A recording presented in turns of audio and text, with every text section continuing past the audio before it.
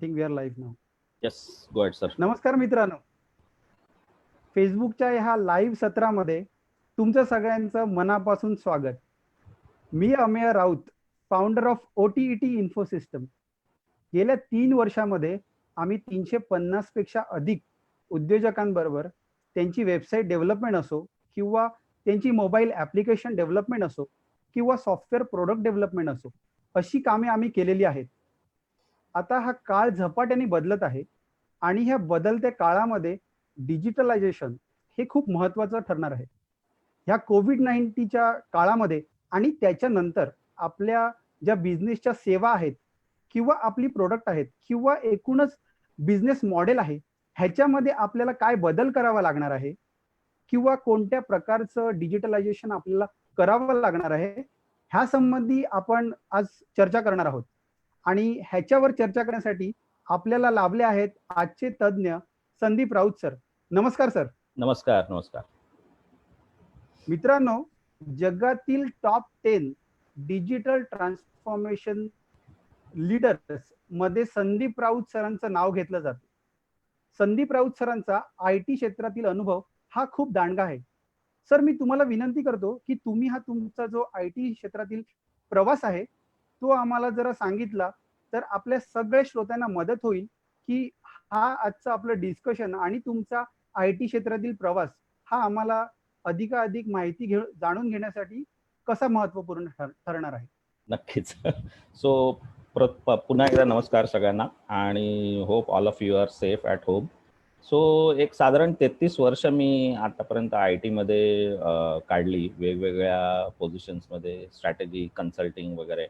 पटनी कॉम्प्युटर्समध्ये 13.5 वर्ष होतो, सॅसमध्ये होतो, सिंटेलमध्ये ऑलमोस्ट अबाउट 7.5 वर्ष होतो आणि शेवटचा जॉब माझा होता NIT technologies as a vice president head digital APAC. म्हणजे मी Australia, New Zealand, Thailand, Malaysia, Singapore असं एशिया पॅक कंट्रीज कव्हर करत होतो.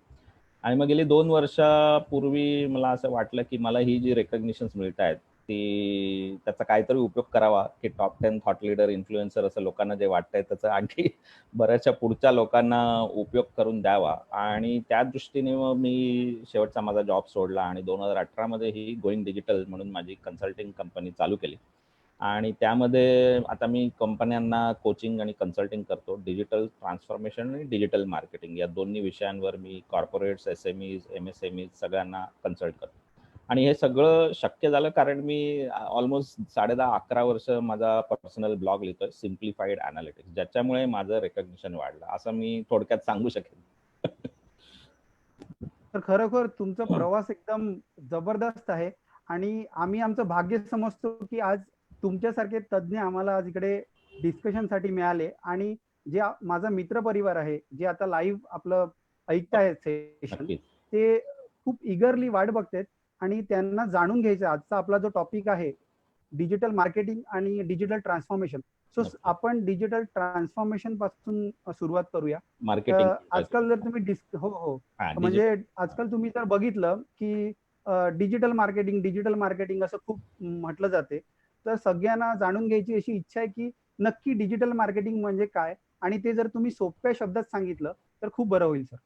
नक्कीच. सो आता जेव्हा मी कंपन्यांना हेल्प करतो तेव्हा बऱ्याच लोकांना असं वाटत असतं की डिजिटल मार्केटिंग म्हणजे 2 फेसबुकवर पोस्ट टाकायच्या आणि 2 लिंक्डइनवर पोस्ट टाकायच्या आणि मग आठवड्याभरातनं एकदा बघायचं किती लोकांनी लाईक केलं, शेअर केलंय वगैरे वगैरे. पण तसं नाही आहे. There is art and science behind it. आणि आत्ता सध्याच्या काळात म्हणजे जेव्हा आपल्याला सोशल डिस्टन्सिंग पाळायला लागतंय, घरात बसून we are quarantine or stuck at home, तेव्हा कस्टमरकडे जास्त रीच आउट होणं हे फार महत्त्वाचं आहे. आणि त्याच्यामुळे डिजिटल वर्ल्डमध्ये तुम्ही जास्तीत जास्त जेवढे कस्टमरच्या क्लोज जाल त्याला खूप महत्त्व आहे आणि म्हणून डिजिटल मार्केटिंगला फार महत्त्व आहे. आता सोप्या शब्दात सांगायचं झालं तर डिजिटल मार्केटिंगचं हे एक सोपं डेफिनेशन आहे की तुम्ही कस्टमरला कसा राईट मेसेज देता, कुठल्या कस्टमरला देता, ऑब्व्हियसली प्रॉस्पेक्ट आणि कस्टमर, तुम्ही ऑडियन्स कसा सिलेक्ट करता आणि राईट चॅनल त्याचा कसा वापरता. कारण हे 3 फार महत्त्वाचे R आहेत. राईट मेसेज, राईट ऑडियन्स आणि राईट चॅनल. हे सिलेक्ट करताना म्हणजे तुम्हाला फार महत्त्वाचे असे ऑडियन्स सिलेक्शन आणि प्रोसेस फार तुम्हाला अगदी सांभाळून करावे लागतात. आणि मग याचे भरपूर फायदे आहेत. म्हणजे ट्रेडिशनल मार्केटिंग जसं मी म्हटलं तर बाहेर तुम्ही ऑफिसच्या बाहेर एखादं होर्डिंग लावा किंवा पोस्टर लावा, तर येणारे जाणारे पण सगळे लोक बघतील, पण त्यांचा तुम्हाला कस्टमर म्हणून उपयोग होईल की नाही शंका आहे. पण डिजिटलमध्ये कसं तुम्ही प्रत्येक वेळेला तुम्हाला हवा तोच ऑडियन्स सिलेक्ट करू शकता, हवा तोच मेसेज देऊ शकता, म्हणून हे फार इफेक्टिव्ह होतं. आणि obviously there are no boundaries, म्हणजे इट इज नॉट की बाबा मी आता वसईमध्येच माझ्या ऑफिसच्या बाहेर पोस्टर लावलंय और विरारमध्येच मी फक्त हे बघतोय, तर I can go out of Mumbai, महाराष्ट्रात, इंडिया आणि इवन दुबई, US और जिथे पाहिजे तिथे तुम्ही पोहोचू शकता. त्याच्यामुळे डिजिटल मार्केटिंगचं हे फार महत्त्वाचं अंग आलेलं आहे आता सध्याच्या ह्याच्यात. आणि हे एक असा एक पिरॅमिड असतो डिजिटल मार्केटिंगचा. परत हे सोप्या शब्दात सांगतो, की जेव्हा तुम्ही बिझनेस चालू करता तेव्हा तुमच्याबद्दल कोणाला माहिती नसते. म्हणजे आपण येलो जो सगळ्यात बॉटमचा पिरॅमिडचा पार्ट आहे तिथून चालू करतो. अनअवेअरनेस ऑफ द ब्रँड, म्हणजे तुम्हाला कोण ओळखत नसतं. पण डिजिटल मार्केटिंगद्वारे मग तुम्ही ब्रँड रेकग्निशन पर्यंत येऊ शकता. म्हणजे लोकांना हळूहळू कळायला लागतं, की येस आता हा ब्रँड आपल्याला माहिती आहे. जसं आता इथे हिमालया शॅम्पू दाखवलाय किंवा ट्रेसेमी दाखवलाय, राईट? पण तिथून मग आणखी थोडं पुढे वर गेलं तुम्ही, की तुमचा ब्रँड रिकॉल होतो. कस्टमरला ऑटोमॅटिक तुमचं नाव लक्षात राहायला लागतं. जसं मला म्हणायचं आहे, की मला शूज घ्यायचे आहेत, तर ऑटोमॅटिकली माझ्या डोक्यात नायकेचा नाव येणार, किंवा सोप घ्यायचा आहे तर लक्स येईल, किंवा बर्गर खायचा आहे तर मॅकडोनाल्ड येईल, राईट? त्याला म्हणतात ब्रँड रिकॉल. आणि पुढची पुढची पायरी आहे किंवा सर्वात निर्वाणा म्हणून आपण जे म्हणतो त्याला म्हणतात top of the mind awareness. म्हणजे आता कसं की तुम्ही फोटो कॉपी म्हणून असं कोण सध्या म्हणत नाही, झेरॉक्स काढायचे किंवा सर्च करा इंटरनेटवर असं कोण म्हणत नाही, राईट? गुगल करा. So this is called as top of the mind awareness. So अशा पद्धतीने तुम्ही पिरॅमिड हळूहळू हळू वर चढत डिजिटल मार्केटिंगद्वारे हे सगळे प्रकार आत्मसात करू शकता. हा एक सर सोपा. खरोखरच तुम्ही आपल्याला डिजिटल मार्केटिंग हे खूप हा, बोला बोला. सोप्या शब्दात सांगितलेलं आहे. आता सर आपल्या बरोबर जवळजवळ 35 जण लाईव्ह आहेत आणि ते अरे वा. बघत आहेत आणि अजून आपला ग्राफ पुढे जात आहे. तर तुम्ही अजून थोडक्यात जर डिजिटल मार्केटिंग मध्ये काय काय प्रकार असतात आणि ते कसे केले जातात ह्याच्याबद्दल थोडी माहिती दिली तर बरं होईल. नक्कीच. जसं मी मगाशी म्हटलं, की नुसतंच Facebook किंवा LinkedIn किंवा Instagram असणं जरुरी नाही. तर तुमच्या मेसेजमध्ये पण थोडासा एक ह्युमर असायला पाहिजे. आणि मला म्हणजे आपल्या इंडियातले 2 ब्रँड खूप आवडतात आणि तुम्हाला पण ते माहितीच असतील. फेविकॉल हा आपला एक सध्या सगळ्यात अधेसिव्हचा मोठा ब्रँड आहे आणि त्यांनी ही एक हॅशटॅग कॅम्पेन केली होती, की माय फेविकॉल ॲड. आणि त्याच्यामध्ये तुम्हाला कुठेतरी फेविकॉलचा एक पोस्टर आहे, चित्र आहे आणि त्याच्याबरोबर काहीतरी एक बॅकग्राऊंड सीन आहे. अशी जर तुम्ही फोटोज आम्हाला पाठवलेत तर आम्ही त्यांना प्राइज देऊ, असं फेविकॉलने सांगितलं होतं. आणि या फोटोला सगळ्यात पहिलं प्राइज मिळालं आहे. आणि तुम्ही बघू शकता का म्हणून, राईट? कारण फेविकॉलचं जस्ट एक अल्टिमेट बरोबर. अधेसिव्ह तिकडे बोर्डवर लावलेलं आहे आणि एवढे सगळे लोक ट्रेनला चिकटलेले आहेत, कोणी त्याच्यातनं खाली पडत नाही. म्हणजे अशा बरोबर. टाईपचं जर ह्युमर तुम्ही क्रिएट केलात तुमच्या मेसेजमध्ये, तर ऑब्व्हियसली लोकांना तुमचा प्रॉडक्ट, तुमचा ब्रँड, तुमच्या सर्व्हिसेस सगळं लक्षात राहील. दुसरा असाच एक ब्रँड आहे अमूल. आपण दरवेळेला बघतो यांची होर्डिंग्स सिच्युएशन प्रमाणे बदलतात आणि त्याच्यामुळे हे लोकांच्या बरोबर अगदी लक्षात राहतं. तर अशा प्रकारचे मेसेज पाठवणं फार जरुरी आहे. आणि आता जर कॉम्पोनंट बद्दल म्हटलं तर जसं मी म्हटलं, की ब्रँडिंग हा पहिला सुरुवातीचा भाग आहे, की तुम्ही जेव्हा बिझनेस चालू करता तेव्हा तुम्ही तुमचा ब्रँड कसा क्रिएट करता. मग तुम्ही सोशल मीडिया मार्केटिंग कसं करू शकता, कंटेंट मार्केटिंग म्हणजे काय, ईमेल मार्केटिंग हा एक अतिशय इग्नोर प्रकार असतो, तो पण कसा करता येईल. आणि बाकीचे जर वेबसाईट असेल तर हे टेक्निकल प्रकार आले, search engine marketing, search engine optimisation. So त्याच्याबद्दल आपण थोडक्यात जरा बघूया. मी आणखी थोडं काही स्लाइड्स बनवल्यात so that I can simplify the subject. तर ब्रँडिंग म्हटलं तर जसं नक्की सर. म्हणजे हां, म्हणजे तुम्ही सांगतात की डिजिटल मार्केटिंग मध्ये आपला एक असतो की ब्रँड अवेअरनेस आपण बरोबर, करतो आणि बरोबर. दुसरं असते की लीड जनरेशन. तर करेक्ट. तुम्ही त्याच्यावर पण आपण फोकस करणार आहोत का? नक्कीच, नक्कीच. मी सांगतो म्हणजे हे सगळे ओके. कॉम्पोनंट्स आहेत डिजिटल मार्केटिंगचे आणि मग हे एक-एक करून आपण थोडक्यात बघूया. I know it both the subjects are very vast. म्हणजे ॲक्चुअली एक-एक दिवसाचं वर्कशॉप असतं हे करायचं असलं तर. पण आपण एका हो, तासात हो. बघणार आहोत जेवढं आपल्याला शक्य आहे तेवढं. सो तर पण ब्रँडिंगमध्ये मी तेच आहे आपल्याला की कसं राइट, आहे की राइट. लोकांना इथे सोप्या भाषेत समजवायचं. म्हणजे जसं तुम्ही करेक्ट. सांगितलं की हे सब्जेक्ट खूप क्रिटिकल आहेत क्रिटिकल. किंवा कॉम्प्लेक्स आहेत. तर बरोबर जर आहे. सोप्या भाषेत समजलं तर जे आता ऑडियन्स आपल्याबरोबर ऐकते ते त्यांच्या बिझनेससाठी किंवा ज्यांना नवीन बिझनेस चालू करायचा आहे, ते कसे ह्या प्रकारे आपली डिजिटल मार्केटिंग किंवा डिजिटल ट्रान्सफॉर्मेशन करू शकतील ते त्यांना नक्कीच. समजायला मदत होईल. नक्कीच. सो ब्रँडिंग हा एक पहिली स्टेप झाली तुमच्या डिजिटल मार्केटिंगची. तुमचा लोगो डिझाइन कसा आहे ते बऱ्याच वेळा कस्टमरना वाटतं, की खूप मोठा लोगो असलेला चांगला असतो. पण तसं नाहीये. जेवढा डिझायनर किंवा मार्केटर सांगेल तेवढा तो लोगो अप्रोप्रिएटली असला पाहिजे आणि तिथून पुढे मग पुढची स्टेप येते तुमची वेबसाईट असणं. आणि हा अगेन खूप मोठा भाग झाला, की तुमचं फिजिकल ऑफिस असेल तिकडे मे बी 5-10 कस्टमर, 100 कस्टमर महिन्यातनं येत असतील. पण तुमच्या वेबसाईटवर हजारो कस्टमर येत असतात आणि that is your digital showroom. So ही एक चांगली असणं आणि Googleला ती कळणं हे फार महत्त्वाचं असतं. बरेचसे लोक आजकाल काय करतात, की फक्त एस्थेटिकली चांगली वेब डिझाइन करतात, वेबसाईट डिझाइन करतात. पण त्याच्यामध्ये सर्च इंजिन ऑप्टिमायझेशन हा जो प्रकार आहे, तो जर केला नाही, तर ते Googleला कळत नाही आणि मग आपण ते प्रकार बघूया. सो वेबसाईट जेव्हा आपण म्हणतो, तेव्हा इट्स लाइक अ केक. म्हणजे हे मला एक सोप्या शब्दात सांगायला असं वाटतं, की सगळं तुमचा जो कंटेंट आहे, तो खालचा केकचा भाग झाला. पण search engine marketing, search engine optimisation, social media हे सगळे वरच्या कॅन्डल्स किंवा चेरी झालं त्याच्यावरचे. म्हणजे आता इथं जर तुम्ही बघितलं, तर कुठला केक तुम्हाला हम्म, सगळ्यात जास्त आवडेल सांगा? लेफ्ट साइडचा हम्म. की राइट साइडचा? राइट? ऑब्व्हियसली राइट साइडचा तुम्हाला आवडेल की नाही? कारण Right ते side. डेकोरेशन छान हो हो. केलेलं आहे, त्याच्यावर नक्षी काढलेली आहे, त्याच्यावर आपली ह्युमन टेंडन्सी आहे, जे चांगलं दिसतं ते लोकांना आवडतं आणि त्याचप्रमाणे मग Googleसाठी आपल्याला ते बनवणं फार महत्त्वाचं असतं. आता जर तुमची वेबसाईट नसेल, तर तुमचा भरपूर सेल लॉस होतो आणि ही एक आजची वस्तुस्थिती आहे. आजपर्यंत लोकांना काय वाटत होतं, मला काही डिजिटलची जरूर नाही. वर्ड ऑफ माउथ पब्लिसिटीने माझा सगळा धंदा चालतोय. हे काही दिवस चालेल, पण ह्याच्यापुढे जेव्हा आता तुम्हाला फिजिकल एकमेकांशी मिळणं फार कठीण होणार आहे, going forward there will be restrictions, तर तुमची वेबसाईट असणं हे अतिशय महत्त्वाची गोष्ट आहे. आणि त्याच्यामध्ये पण तुमचं काही ब- स्पेसिफिक गोष्टी वेबसाईटवर असणं अतिशय महत्त्वाचं आहे. म्हणजे कस्टमरचे टेस्टिमोनियल्स हा एक मेन प्रकार झाला, की कोण-कोण तुमच्याबद्दल चांगलं बोलतंय, त्या कस्टमरचे नाव-गाव किंवा त्यांचं डिस्क्रिप्शन किंवा फोटो, व्हिडिओज काहीतरी असणं महत्त्वाचं आहे. ब्लॉग म्हणजे तुम्ही काहीतरी सारखं लिहित राहिलं पाहिजे त्या वेबसाईटवर. सो Googleला पण ते आवडेल, की बाबा तुमची साईट रिफ्रेश होते. मग ते तुमचे सोशल मीडिया हँडल सगळे कनेक्टेड पाहिजेत. म्हणजे आजकाल Twitter, Facebook, Instagram या सगळ्या ज्या गोष्टी आहेत सोशल मीडियाच्या, त्या तुमच्या साईटवर कनेक्टेड पाहिजेत. कारण लोकांना ते बघणं फार महत्त्वाचं वाटतं. पुढचा प्रकार आला सर्च इंजिन मार्केटिंग. आता सर्च इंजिन मार्केटिंग म्हणजे काय? जेव्हा आपण Googleवर पैसे देऊन ॲड करतो, त्याला सर्च इंजिन मार्केटिंग म्हणतात आणि त्यामुळे तुम्ही Googleच्या पहिल्या पेजवर येतात. पण Google का महत्त्वाचं आहे? कारण मोर दॅन 3 बिलियन लोकं ऑनलाईन असतात आणि ऑलमोस्ट 90% वर लोकं सारखं वेब सर्च करत असतात. आणि त्याच्यातले सुद्धा 80-85% लोकं हे Googleवर असतात. फार थोडे लोकं Yahoo किंवा Bing अशा सर्च इंजिनवर असतात. त्याच्यामुळे त्यांना पैसे देऊन जेव्हा तुम्ही अशी वेबसाईट पहिल्या पेजवर आणता, हे फार महत्त्वाचं ठरतं. आता मी जर सर्च केलं, की web application development providers in Vasai, तर तुमची वेबसाईट किंवा असं जो रिलेव्हंट बिझनेस आहे, तो पहिल्या पेजवर यायला पाहिजे. आणि हे सर्च इंजिन मार्केटिंगद्वारे शक्य होतं. पुढचा कॉम्पोनंट आला सर्च इंजिन ऑप्टिमायझेशन. म्हणजे आता तुम्ही वेबसाईटवर काय-काय करायला पाहिजे, ते सगळं तुम्हाला असं इकडे दाखवता येतं किंवा करता येतं. हा एक म्हणजे असं मला दाखवायचं होतं, की बाबा तुम्ही Googleला असे नमस्कार पण करू हम्म, शकता आणि तुम्ही वेबसाईट पहिल्या पेजवर आणता. पण हा जोक आहे. जस्ट तुम्हाला म्हटलं आता दुपार आहे, जागा राहायला पाहिजे म्हणून हे दाखवतोय. हम्म, पण अदरवाईज आता तुम्ही जर गोइंग डिजिटल वापरलं तर म्हणजे जर शोधलं तर तुम्हाला डेफिनेटली माझा वेब पेज पहिल्या पेजवर दिसेल आणि हे मी SEO केल्यामुळे शक्य झालेलं आहे.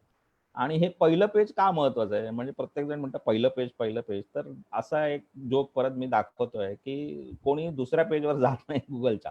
अगदी तिकडे तुम्ही डेड बॉडी सुद्धा ठेवू शकता. इतपत ते सुरक्षित आहे. कोणी पहिल्या पेजवरचे सगळे जे काही तुमचे रिझल्ट्स आहेत ते बघतात आणि आपापल्या कामाला जातात. सो म्हणून पहिल्या पेजवर येणं युजिंग SEM आणि SEO म्हणजे सर्च इंजिन मार्केटिंग आणि सर्च इंजिन ऑप्टिमायझेशन हे फार महत्वाचं आहे. पुढचा कॉम्पोनंट आला आहे हम्म, SEO कसं करायचं? तर याच्यामध्ये भरपूर असे प्रकार हम्म. आहेत आणि टेक्निकली भरपूर गोष्टी आहेत. तर त्या तुमच्या वेब डेव्हलपरला माहिती असतील, पण सगळ्यात सोपा प्रश्न असा आहे, की तुम्ही कीवर्ड्स कुठले वापरताय? म्हणजे एखादा तुमचा जर तुमच्या बिझनेस किंवा प्रॉडक्टसाठी सर्च करत असेल, तर काय सर्च करतो? की बाबा नियर बाय रेस्टॉरंट हा एक सर्च झाला. मला वेबसाईट डिझायनर्स पाहिजेत, मला ॲप्लिकेशन डेव्हलपर पाहिजेत. तर हे जे वर्ड्स आहेत, हे जे शब्द आहेत, ते तुमच्या वेबसाईटवर भरपूर असणं गरजेचं आहे. ज्यामुळे Googleला पण ते कळतं आणि मग बाकीच्या सगळ्या गोष्टी आल्या, की तुमची URL कशी असायला पाहिजे, पेज टायटल कसे असायला पाहिजेत, हेडिंग्ज कसे असायला पाहिजेत आणि मी जसं म्हटलं तसं हा खूप मोठा विषय आहे. पण हे एक बरोबर. पॅरामीटर्स जर तुम्ही लक्षात ठेवलीत, तर तुम्हाला ते सर्च इंजिन ऑप्टिमायझेशन शक्य होतं.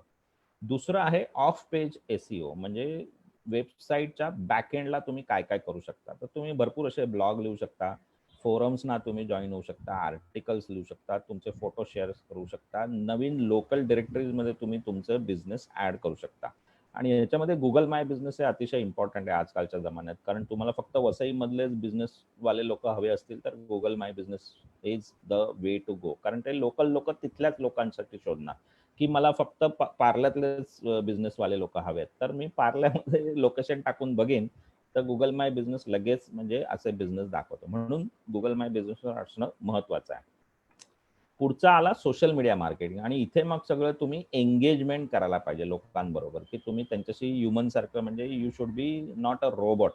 आजकाल बरेचसे रोबोट्स त्या सोशल मीडिया हँडल्सवर कार्यरत असतात, पण त्यांच्याऐवजी तुम्ही माणसाप्रमाणे एकमेकाशी संवाद साधला पाहिजे, त्यांच्याशी बोलायला पाहिजे, करायला पाहिजे. It's all about relationship.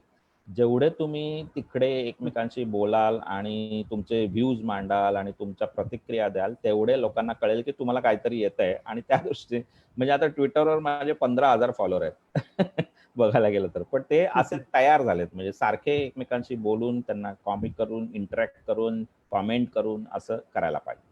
हे एक छोटंसं मी परत एक एक्झाम्पल देतो की कसं एक्सप्लेन करायला पाहिजे सोशल मीडिया म्हणजे काय. तर फेसबुकमध्ये आपण कसं सारखे थम्सअप देत असतो, म्हणून मी बिअरचं एक्झाम्पल बरोबर. घेतलं आणि म्हटलं आय लाईक बिअर असं जर म्हटलं तर ते फेसबुक होऊ शकेल. किंवा ट्विटरवर म्हणायचं असेल तर I am having hashtag beer, कारण ट्विटरवर सारखे हॅशटॅग चांगले चालतात. युट्यूबवर व्हिडिओ चालतात, बरोबर. लिंक्डइनवर तुमचं प्रोफेशनल स्किल चालतात. So I thought of putting this slide, की बाबा एक सोप्या शब्दात हे एक्सप्लेनेशन होऊ शकेल. पुढचा कॉम्पोनंट आला तुमचं कंटेंट मार्केटिंग. म्हणजे तुम्ही ज्या काय ऍडव्हर्टाईज करताय किंवा जे काय कॅम्पेन्स बनवताय त्याचं कंटेंट किती चांगलं आहे. कारण ते जर चांगलं नसेल तर लोकांना ते अजिबात आवडणार नाही आणि लोक दुसऱ्या कॉम्पिटिशनकडे जातील. आता हे कंटेंट म्हणजे काय, तर बऱ्याचशा आपण मॅगझिन्स अशा लहानपणापासून वाचत आलेलो आहे, गोष्टी वाचत आलेलो आहे. So content marketing is all about story telling. तुम्ही कसं लोकांना गोष्टी सांगताय आणि त्यांना किती चांगलं वाटतंय, त्या दृष्टीने कंटेंट मार्केटिंग अतिशय महत्वाचं आहे. आणि मग एक हे केल्यानंतर आता इथे जसा कार्टून दाखवलंय की how many of you want to be digital marketing, सगळेजण हात वर करतात, हो हो आम्हाला करायचं आहे. But how many of you are good at creating content, मग सगळेजण गप्प झालेले आहेत. कारण कंटेंट क्रिएट करणं ही फार किचकट गोष्ट आहे. तुम्हाला तेवढी जमली पाहिजे, दरवेळेला दर आठवड्याला ब्लॉग क्रिएट करणं वगैरे वगैरे. सो ते फार एक महत्वाचा आस्पेक्ट येतो मार्केटिंग मधला. आणि शेवटचं मी म्हणेन की ईमेल मार्केटिंग. म्हणजे याच्यामध्ये तुम्ही अजूनही काही बिझनेसेस त्यांना इग्नोर करतायत सध्या, पण ईमेलमध्ये तुम्ही बऱ्याच लोकांपर्यंत पोहोचू शकता. त्याला काही खर्च नाहीये, पोस्टेज स्टॅम्प लागत नाहीत, राईट. आणि मग ते ईमेल लोक म्हणतात की आजकाल लोक वाचतच नाहीत. तर एक सोपे मी 7 असे पॉइंट्स टाकलेले आहेत की कसे तुम्ही ईमेल मार्केटिंग करू शकता, ज्यामध्ये तुम्ही क्रिएट क्युरिओसिटी, म्हणजे लोकांना लिहा की डोंट ओपन दिस ईमेल अशी जर तुम्ही सब्जेक्ट लाईन टाकली तर ऑब्व्हियसली ॲज अ ह्युमन, अरे काय म्हणजे नक्की लिहिलंय बुवा, म्हणून मी जाऊन बघू शकतो. किंवा डिजिटल मार्केटिंगचे जे एक्सपर्ट असतात ते नंबर्स टाकू शकतात की 212 ब्लॉगच्या आयडियाज. आता ऑब्व्हियसली मला जर ब्लॉग लिहायचे असतील तर I will be interested to know this आणि अंडरस्टँड. सो अशा प्रकारच्या गोष्टी आल्या. आणि शेवटी महत्वाचा प्रश्न आला की कॉल टू ऍक्शन, म्हणजे तुम्ही त्या लोकांना तुमच्या साईटवर आणल्यानंतर त्यांनी काय करायला पाहिजे, की बाबा तुमचं प्रॉडक्ट विकत घ्यायला पाहिजे, सर्व्हिसेस विकत घ्यायला पाहिजे, तुमच्या ट्रेनिंगला अटेंड करायला पाहिजे, किंवा जसं अमेझॉनवर आपण 2 क्लिकमध्ये बाय नाव करू शकतो, तसं अतिशय सोप्या शब्दामध्ये आणि सोप्या पद्धतीने तुम्ही त्यांना तुमच्या इंटेन्शनला कार्यरत करू शकता. अशा पद्धतीचे हे सगळे कॉम्पोनंट्स आले डिजिटल मार्केटिंगच्या. मस्त. सर ह्याच्यामध्ये तुम्ही आम्हाला छान सांगितलं की म्हणजे नुसती वेबसाईट असून चालणार नाही, तर गुगलवर तुमचा प्रेझेन्स कसा असायला पाहिजे, तुम्हाला ब्लॉग लिहायला पाहिजेत ज्यांनी तुमचा कंटेंट वाढेल, आणि एसईओ कसा असायला पाहिजे, आणि सिंपल टूल आहेत त्याच्यासाठी जे आपण वापरून ह्या गोष्टी करू शकतो. जे आपले व्ह्युअर आहेत सर, त्यांना मी रिक्वेस्ट करेल की जर तुम्हाला डिजिटल मार्केटिंग रिलेटेड काही क्वेश्चन असतील ते इकडे विचारा, आपण ते लाईव्ह क्वेश्चन घेणार आहोत. बरोबर. सर माझा एक दुसरा प्रश्न तुम्हाला असा आहे की आता जर तुम्ही बघितलं तर सगळेजण फेसबुकच्या बाबतीत एकदम कम्फर्टेबल आहेत वापरण्याच्या बाबतीत. समज बिझनेसेसची पेजेस आहेत ती सगळ्यांनी बनवलेली आहेत, सगळ्यांच्या बिझनेसचं पेज आहे, आणि लोकांना जसं वाटेल तसं ते इमेजेस टाकतायत, कंटेंट टाकतायत. आणि कधी तर असं होते की काही जण फेसबुकला पैसे देऊन फेसबुकची पेड मार्केटिंग, म्हणजे जे आपण स्पॉन्सर सांगतो, असं देखील करत आहेत. सो डिजिटल मार्केटिंग आणि हे जे फेसबुकचं पेड कॅम्पेन आपण रन करतो, तर ह्याच्यात आणि डिजिटल मार्केटिंग मधून लीड जनरेशन ह्याच्यामध्ये काय नेमका फरक? सो फरक तर असा नाहीये. Facebook marketing is a part of digital marketing. जसं आपण म्हटलं की डिजिटल मार्केटिंग म्हणजे तुमचं सोशल मीडिया मार्केटिंग आलं. मग फेसबुक, इंस्टाग्राम, ट्विटर, लिंक्डइन हे सगळे प्रकार आले त्याच्यामध्ये. शिवाय कंटेंट मार्केटिंग म्हणजे तुम्ही काय त्याच्यात क्रिएटिव्ह मध्ये काय इमेज टाकणार आहात, तुम्ही काय ब्लॉग लिहिणार आहात, तुम्ही कुठली टेस्टिमोनियल लिहिणार आहात, तुम्ही कशी व्हिडिओ बनवणार आहात, हे कंटेंट फार महत्वाचं आहे. जर तुमचं कंटेंट चांगलं नसेल तर जसं आता एखादा फ्लॉप पिक्चर पडतो, का पडतो? कारण स्टोरी चांगली नसते, राईट? सो बरोबर. त्याप्रमाणेच तुमचं कंटेंट जर चांगलं नसेल तर ऑब्व्हियसली लोक बघणार नाहीत. आणि बरोबर. त्याच्यामुळे मग मी ही अशी एक डिजिटल मार्केटिंग स्ट्रॅटेजी सांगतो लोकांना, की ते हं, हं. 6 स्टेप्स तुम्ही एक्झिक्यूट केल्या पाहिजेत. नुसतंच Facebookवर टाकून फायदा नाही. सो इथून बरोबर. जर तुम्ही बघितलं लेफ्ट साइडने, पहिली तर तुमची चकाचक वेबसाईट पाहिजे आणि त्याच्यावर नुसती चकाचक असून फायदा नाही. जसं मी म्हटलं तसं सर्च इंजिन ऑप्टिमायझेशन त्याच्यावर केलेलं असलं पाहिजे. म्हणजे Googleला ती कळली पाहिजे, की बाबा तुमचं कंटेंट काय आहे, तुम्ही काय-काय टाकलंय त्याच्यामध्ये. आणि मग हं, तिथून हं. सुरुवात करून मग तुम्ही ईमेल मार्केटिंगला या, सोशल मीडिया मार्केटिंगला या आणि शेवटी पेड मार्केटिंग करा. म्हणजे पेड मार्केटिंग तुम्ही ओके. लगेच करायला जाऊ नका. पहिलं हं, हं. तुमचं दुकान एकदम चकाचक करा, which is a showroom, which is your website. ती चांगली बरोबर. झाल्यानंतरच तुम्ही पेड मार्केटिंगला जा. कारण नाहीतर काय तुम्ही नुसती लिपस्टिक लावल्यासारखी आहे. बरोबर. बाकीचा जर मेकअप नसेल किंवा तुमचं प्रॉपर अंघोळ-बिंघोळ केलेलं नसेल, तर ते काय वरचा मेकअप करून फायदा नाही, तसं आहे. सो या बरोबर. पद्धतीने लोकांनी बघायला पाहिजे. सर आपण आता डिजिटल ट्रान्सफॉर्मेशनकडे वळूया. हां, सर डिजिटल मार्केटिंग तर आता ऐकलंय, पण डिजिटल बरोबर. ट्रान्सफॉर्मेशन ही ही एक नवीन टर्म आहे आणि सगळ्यांनाच ती नवीन आहे. So right. त्याच्याबद्दल तुम्ही एक सोप्या शब्दामध्ये आम्हाला सांगितलं तर बरं होईल. नक्कीच. आणि हा एक प्रश्न डिजिटल मार्केटिंग बद्दलचा विचारला जातो मला, म्हणून मी ती हं, एक हं. स्लाइड ठेवली होती, की किती पैसे ओके. घालावेत डिजिटल मार्केटिंग. बरोबर. तर तुमचा जो काही धंदा होत असेल वर्षाचा, त्याच्या 10 ते 20% तुम्ही बाजूला ठेवले पाहिजेत, जर तुमची नवीन कंपनी असेल. आणि जर तुमची जुनी एस्टॅब्लिश झालेली कंपनी असेल, तर 5 ते 10% सुद्धा खूप झाले तुम्हाला डिजिटल मार्केट. म्हणजे वर्षाचं जे तुमचं इन्कम असेल, त्याच्या हं, हं. 5 ते 10% असे लोकांना ठेवायला पाहिजे. सो आता बघूया डिजिटल ट्रान्सफॉर्मेशन म्हणजे काय? आता बऱ्याच जणांना असं वाटतं, की आमची वेबसाईट आहे, आमचा मोबाईल ॲप आहे, we are digital transformed people. तर तसं नाहीये. सो डिजिटल ट्रान्सफॉर्मेशन म्हणजे काय? तर तुम्ही यूज ऑफ डिजिटल टेक्नॉलॉजीज, वेगवेगळ्या टेक्नॉलॉजीज आहेत, त्या तुम्ही सगळ्या वापरा आणि तुमच्या कस्टमर्सच्या पेन एरियाला लवकरात लवकर रिस्पॉन्ड करा. आणि मग नवीन बिझनेस मॉडेल तुम्ही काय अडॉप्ट करू शकता त्याचा विचार करा आणि त्या दृष्टीने मग ती व्हॅल्यू तुम्ही कस्टमरना कशी देऊ शकता. अशा हं. पद्धतीने 4 गोष्टी एकत्र आल्या की डिजिटल ट्रान्सफॉर्मेशन होतं. म्हणजे नुसती ओके. तुमची वेबसाईट आहे तर त्याला काही अर्थ नाही. असं एक साधं सोपं उदाहरण आहे. हं, ते हं. डिजिटल ट्रान्सफॉर्मेशन म्हणून सांगता येईल. ओके. सर आपल्याला एक डिजिटल मार्केटिंगसाठी आदित्य गायकवाड आहेत. त्यांनी आपल्याला हां. प्रश्न विचारला, की सोशल मीडिया मार्केटिंगवरून लीड जनरेशन कशी करावी?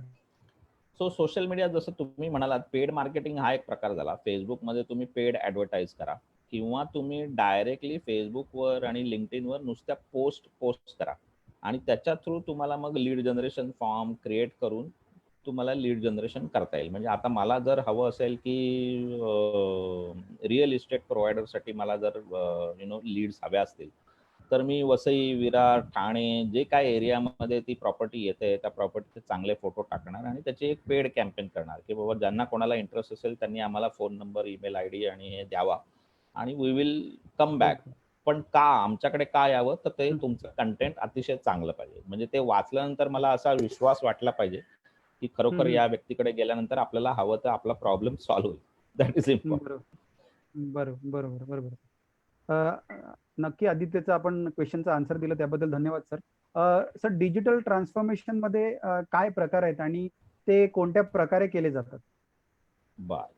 नक्कीच. आता डिजिटल ट्रान्सफॉर्मेशन नाही केलं, तर बऱ्याचशा कंपन्या क्लोज झालेल्या आहेत आणि म्हणजे आता गेली 10 वर्षामध्ये 50% कंपन्या या बंद झालेल्या आहेत. कारण त्यांनी डिजिटल अडॉप्ट केलेलं नाही आणि म्हणजे डिजिटल टेक्नॉलॉजीज अडॉप्ट केलेल्या नाहीयेत आणि त्याच्यामुळे भरपूर त्यांचं नुकसान झालेलं आहे. तशी उदाहरणं पण भरपूर आहेत आणि मला हे असं चित्र दाखवायला बरं वाटतं. तुम्हाला दिसतोय माईक टायसन स्क्रीनवर, की तुम्ही जर तुमच्या पद्धतीने डिजिटल अडॉप्ट केलं नाही, तर कोणीही असा बाहेरून येऊन तुम्हाला तुमचा धंदा बंद करायला लावू शकतो. आणि हे हं, असं हं. दाखवलं, की लोकांना पटकन कळतं. चित्र दाखवलं, की इन्स्टेड ऑफ आता मी जर टेक्स्ट लिहिलं, तर म्हणून मी एक स्लाईड अशी टाकली आहे. आणि मग कसं करायला पाहिजे? ही दुकानं का बंद झाली? तर आता ही काही हां, एक्झाम्पल्स आहेत अमेरिकेमधली, की बॉर्डर्स नावाचं हां, हां, मोठं बुक स्टोअर होतं. ते Amazonमुळे बंद झालं, कारण हां. Amazonने चालू केलं. हो. ब्लॉकबस्टर हं, व्हिडिओ हं. ही रेंटल कंपनी होती. त्यांची 8,000च्या हं, वर हं. दुकानं होती अमेरिकेमध्ये. पण ती पण बंद बरोबर. झाली कारण Netflix आलं आणि Netflix आता हं, हं. प्रत्येक मोबाईलमध्ये पण आहे. स्ट्रीमिंग व्हिडिओ हा प्रकार जो हं, हं. आला, तो तेव्हा त्यांनी सगळ्या दुकानांना बंद करायला लावला. तर आपल्याकडची 2 सोपी उदाहरणं आहेत. रिदम हाऊस चर्चगेटला जे म्युझिक सेंटर होतं, म्युझिक स्टोअर होतं, ते पण बंद झालं कारण त्यांनी MP3 वेव्ह अडॉप्ट केली नाही. प्लॅनेट एम दुसरं एक असं चेन ऑफ द स्टोअर्स होती ती, म्हणजे मुंबई, बंगलोर सगळीकडे ही दुकानं होती प्लॅनेट एमची. पण त्यांनी सुद्धा ते डिजिटल अडॉप्ट केलेलं नाही. त्याच्यामुळे हे फार महत्वाचं आहे की तुम्ही डिजिटल अडॉप्ट करायला पाहिजे. म्हणजे नाहीतर ही अशी बरोबर. सिच्युएशन आहे की आधी मोठ्या कंपन्या फक्त छोट्या कंपन्यांना खात होत्या. पण आता बरोबर. कुठलीही छोटी कंपनी तुम्हाला खाऊ शकते. So you have to be ready with that. आता तुमच्या प्रश्नाकडे बरोबर. येऊया की काय करायला पाहिजे. सो मी एक 5 हं. फ्रेमवर्क सांगतो लोकांना की डिजिटल ट्रान्सफॉर्मेशन कसं करायला पाहिजे. तर पहिली तर तुमची जी काही बिझनेसचे गोल्स असतील, शॉर्ट टर्म, लाँग टर्म, त्याच्यावर तुम्हाला डिजिटलची स्ट्रॅटेजी सुपर इम्पोज करायला लागते, की आता आपण काय करतोय? आपल्याला काय करायचंय? कुठे आपण धंदा करणार आहोत? ओन्ली महाराष्ट्र बरोबर. की ओन्ली इंडिया का बाहेर जाणार आहोत? मग ते कसं आपण लोकांना जिंकू शकू, कस्टमर्स बनवू शकू? अशा पद्धतीचे 6 प्रश्न आहेत. ही पहिली स्टेप झाली. त्याच्यानंतर पुढे तुम्हाला तुम्ही कुठल्या लेव्हलला आहात हे समजून घ्यायला लागतं. याला एक डिजिटल मॅच्युरिटी असेसमेंट असं आम्ही म्हणतो. आणि आपल्या बऱ्याचशा कंपन्या आयदर लेव्हल 1 किंवा 2 मध्ये आहेत. म्हणजे डिजिटल आम्हाला काय बरोबर. जरूर नाही सर, आमचा सगळा धंदा असाच चालतो. सो त्या कंपन्या सगळ्या 1 मध्ये आल्या. काहीच करत नाही डिजिटल. बरोबर. बट दुसऱ्या कंपन्या आल्या रिएक्टिव्ह. म्हणजे कोणीतरी सांगितलं, "अरे यार तुम्हारा वेबसाईट होना जरूरी है. चला आपण एक वेबसाईट बनवली." म्हणजे आपण रिएक्टिव्ह मोडमध्ये आहोत. कोणीतरी सांगितलं म्हणून आपण काहीतरी केलं. मॉडरेट बरोबर. म्हणजे तुम्ही आणखी थोडंसं काहीतरी करताय. हां, बाबा आम्ही मोबाईल ॲप बनवलंय, आमच्याकडे वेबसाईट आहे, आम्ही WhatsAppवर मेसेज करतो, थोडंसं सोशल मीडिया करतो, पण कस्टमरबद्दल आम्हाला काही पडलेलं नाही. सो त्या कंपन्या 3 मध्ये राहतात आणि जेव्हा तुम्ही कस्टमरबद्दल फारसा विचार करता, अगदी 24 तास, की बाबा त्या कस्टमरला काय प्रॉब्लेम आहे आणि मी कसं सॉल्व्ह करू शकतो. तेव्हा मग 4 आणि 5 लेव्हलला तुम्ही जाऊ शकता. सो ही दुसरी स्टेप झाली, की तुम्हाला बरोबर. तुम्ही कुठे आहात ते माहिती असायला पाहिजे. माहिती असलं पाहिजे. तिसरी गोष्ट आली त्याच्यामध्ये मग कस्टमरचा जर्नी मॅप. आणि जर्नी मॅपमध्ये काय करतो आम्ही, हे 4 तासाचं वर्कशॉप असतं आणि याच्यामध्ये आपण अवेअरनेस पासून ॲडव्होकसी अशा 5 लाईफ सायकल ज्या कस्टमरच्या असतात त्या बघतो. अवेअरनेस म्हणजे काय, की तुम्ही तुमचा धंदा आहे हे लोकांना माहिती आहे का? आर दे अवेअर की यू एक्झिस्ट? मग तिथून त्या बरोबर. सगळ्या गोष्टी आयडेंटिफाय करायला पाहिजे, की लोकांना कसं जास्तीत जास्त माहीत करायला पाहिजे, की आम्ही आहोत. आणि पुढे मग ते लोकं कंपेअर करणार, की तुमच्यासारखे आणखी 50 जण आहेत, सेम प्रॉडक्ट सर्व्हिसेस बरं. देणारे. मग तुमच्याकडे हं. तुमच्याचकडे काय यावं? मग त्या बरोबर. दृष्टीने आपण काय त्यांना वेगळं देऊ शकतो? मग ते शेवटी तुमचे कस्टमर होतात, की चला बाबा तुमचं सगळं पटलेलं आहे. आम्ही तुमच्याकडनं ही वस्तू घेतो किंवा ही सर्व्हिस घेतो. मग तुम्ही त्यांना कशी ट्रीटमेंट देता, की आता काय अब आया उंट पहाड के नीचे असं म्हणता, की खरोखर कस्टमरला चांगल्या पद्धतीने तुम्ही ट्रीट करता? सो कन्व्हर्जन बरोबर. झाल्यानंतर तिची रिलेशनशिप बिल्डिंग ही फार महत्वाची गोष्ट आहे आणि शेवटी तो कस्टमर जर हॅपी असेल, तर त्या कस्टमरचं तुम्ही टेस्टिमोनियल, व्हिडिओ, ऑडिओ किंवा टेक्स्ट घेता का आणि ते परत तुमच्या वेबसाईटवर टाकता का? जेणेकरून लोकांना कळेल, की बाबा एवढे कस्टमर तुमचे हॅपी आहेत आणि ते तुमच्याबरोबर चांगलं बरोबर. बोलतात. सो हा एक कस्टमर जर्नीचा वर्कशॉप बरोबर आला. आहे. आणि शेवटी मग तो प्लॅनमध्ये असा कन्व्हर्ट करायला लागतो, की ज्या काय तुम्ही अपॉर्च्युनिटीज आयडेंटिफाय केल्या असतात, सगळ्या तर एकदम करू शकत नाही. मग ते प्लॅनिंगमध्ये प्रॉपर दृष्टीने टाकायला लागतं, की पहिलं आम्ही एवढं करू, मग दुसऱ्या महिन्यापासून हे चालू करू, तिसऱ्या महिन्यापासून हे चालू करू. असं 6 महिने किंवा वर्षभराचा प्लॅन आम्ही हं, हं. करून देतो. आणि नंतर शेवटची हं, हं. स्टेप आली ही डिजिटल मार्केटिंग. म्हणजे हे दिखता है वो बिकता है, राइट? आजच्या जमान्यामध्ये Cadbury सुद्धा बरोबर. लोकं घेतात कारण ते बरोबर. रॅपर खूप छान दिसतं दिसायला. तसं तुम्ही डिजिटल हं, हं. मार्केटिंग करायला हं, हं. पाहिजे. नाहीतर ते गब्बर कसा म्हणतो 50-50 कोस दूर गाव में बच्चा सोता है. हं. तर रोता तेव्हा म्हणजे त्याची एवढी कीर्ती पोहोचलेली असते, ती अशी कीर्ती पोहोचवायला तुम्हाला डिजिटल मार्केटिंग करायला पाहिजे. You can not be Gabbar Singh, right? बरं. सो त्याच्यामुळे बरोबर, 6 बरोबर. प्रकाराने तुम्ही digital marketing I mean digital transformation करू शकता. सर तुम्ही आता जे सांगितलं, की म्हणजे 50 पेक्षा जास्त टक्के कंपनी ह्या डिजिटल ट्रान्सफॉर्मेशन न न केल्यामुळे केल्यामुळे. फेल झाल्या. हो. बरोबर. पण आम्हाला जर तुम्ही सांगितलं, की ज्या कंपन्या डिजिटल ट्रान्सफॉर्मेशन ज्यांना करायचं आहे, हां. तर त्यांनी जर ज्या कंपन्या ज्या डिजिटल ट्रान्सफॉर्मेशन करतात, त्यांचा सक्सेस रेट किती आहे? त्यांनी जर डिजिटल ट्रान्सफॉर्मेशन केलं, तर त्यांना किती सक्सेस मिळते? सो जर ह्या 5 फ्रेमवर्क वरून तुम्ही जर पुढे गेलात, म्हणजे पहिलं तर तुम्हाला ते हं. कस्टमरच्या पेन एरियाज काय आहेत ते आयडेंटिफाय करायला पाहिजे. म्हणजे तुम्हाला कुठल्या कस्टमरला कुठे किती त्रास होतो हे प्रत्येक इंटरॅक्शनमध्ये आयडेंटिफाय करायला पाहिजे आणि only then you adopt the digital for that particular problem resolution. म्हणजे तुम्ही कोणीतरी सांगितलं म्हणून चला आम्ही एक वेबसाईट बनवली, पण वेबसाईटवर कस्टमर येतात का? त्यांना त्या वेबसाईटचा फायदा होतो का? आता तुमच्याकडे जर इनव्हॉइस बनवायला जर तुम्ही हाताने लिहित असाल किंवा त्याच्यामध्ये भरपूर चुका होत असतील, तर obviously customer will be frustrated की काय बाबा कुठल्या माणसाकडे मी धंदा करायला गेलो किंवा प्रॉडक्ट सर्व्हिस घेतली, राईट? सो तुम्ही प्रत्येक बरोबर. कस्टमरचे जे पेन एरियाज आहेत, प्रॉब्लेम एरिया आहेत, ते आयडेंटिफाय करायला पाहिजे आणि only then you start doing the digital transformation. आणि याचा जर असं जर केलं तर सक्सेस रेट 60 ते 70% पर्यंत आहे.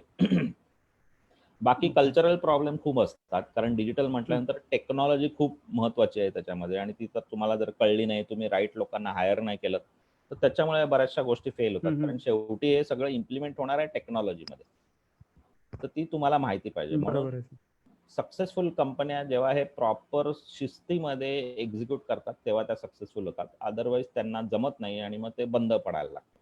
मग लोक सोडून देतात. आणि स्मॉल मीडियम एंटरप्राइजेस म्हणजे छोट्या बिझनेसवाले लोक काय म्हणतात की ठीक आहे ना, त्याने काय एवढा इम्पॅक्ट मला होत नाहीये, सो मी माझा धंदा आहेच चालवेन. आणि एकदा का बरोबर. ते बंद झालं, एकदा का तुम्ही त्याच्यावरनं लक्ष काढलं की संपलं, म्हणजे you will go back to your normal work. आणि परत तो प्रॉब्लेम होणार. म्हणजे पुढे येणारे कस्टमर, त्यांना बँकेमध्ये जाऊन कसे पैसे काढायचे माहिती नाही. They are all on Paytm and Google Pay आणि सगळे मोबाईल पेमेंट त्यांना माहिती आहे. सो तुमच्या वेबसाईटवर जर मोबाईल पेमेंट नसेल, तुम्ही ई कॉमर्सची साईट असून, तर अगेन इट्स अ प्रॉब्लेम. तसं तुम्ही म्हणजे रिलेव्हंट असायला पाहिजे तुमच्या कस्टमरसाठी, असं मी म्हणतो. बरोबर.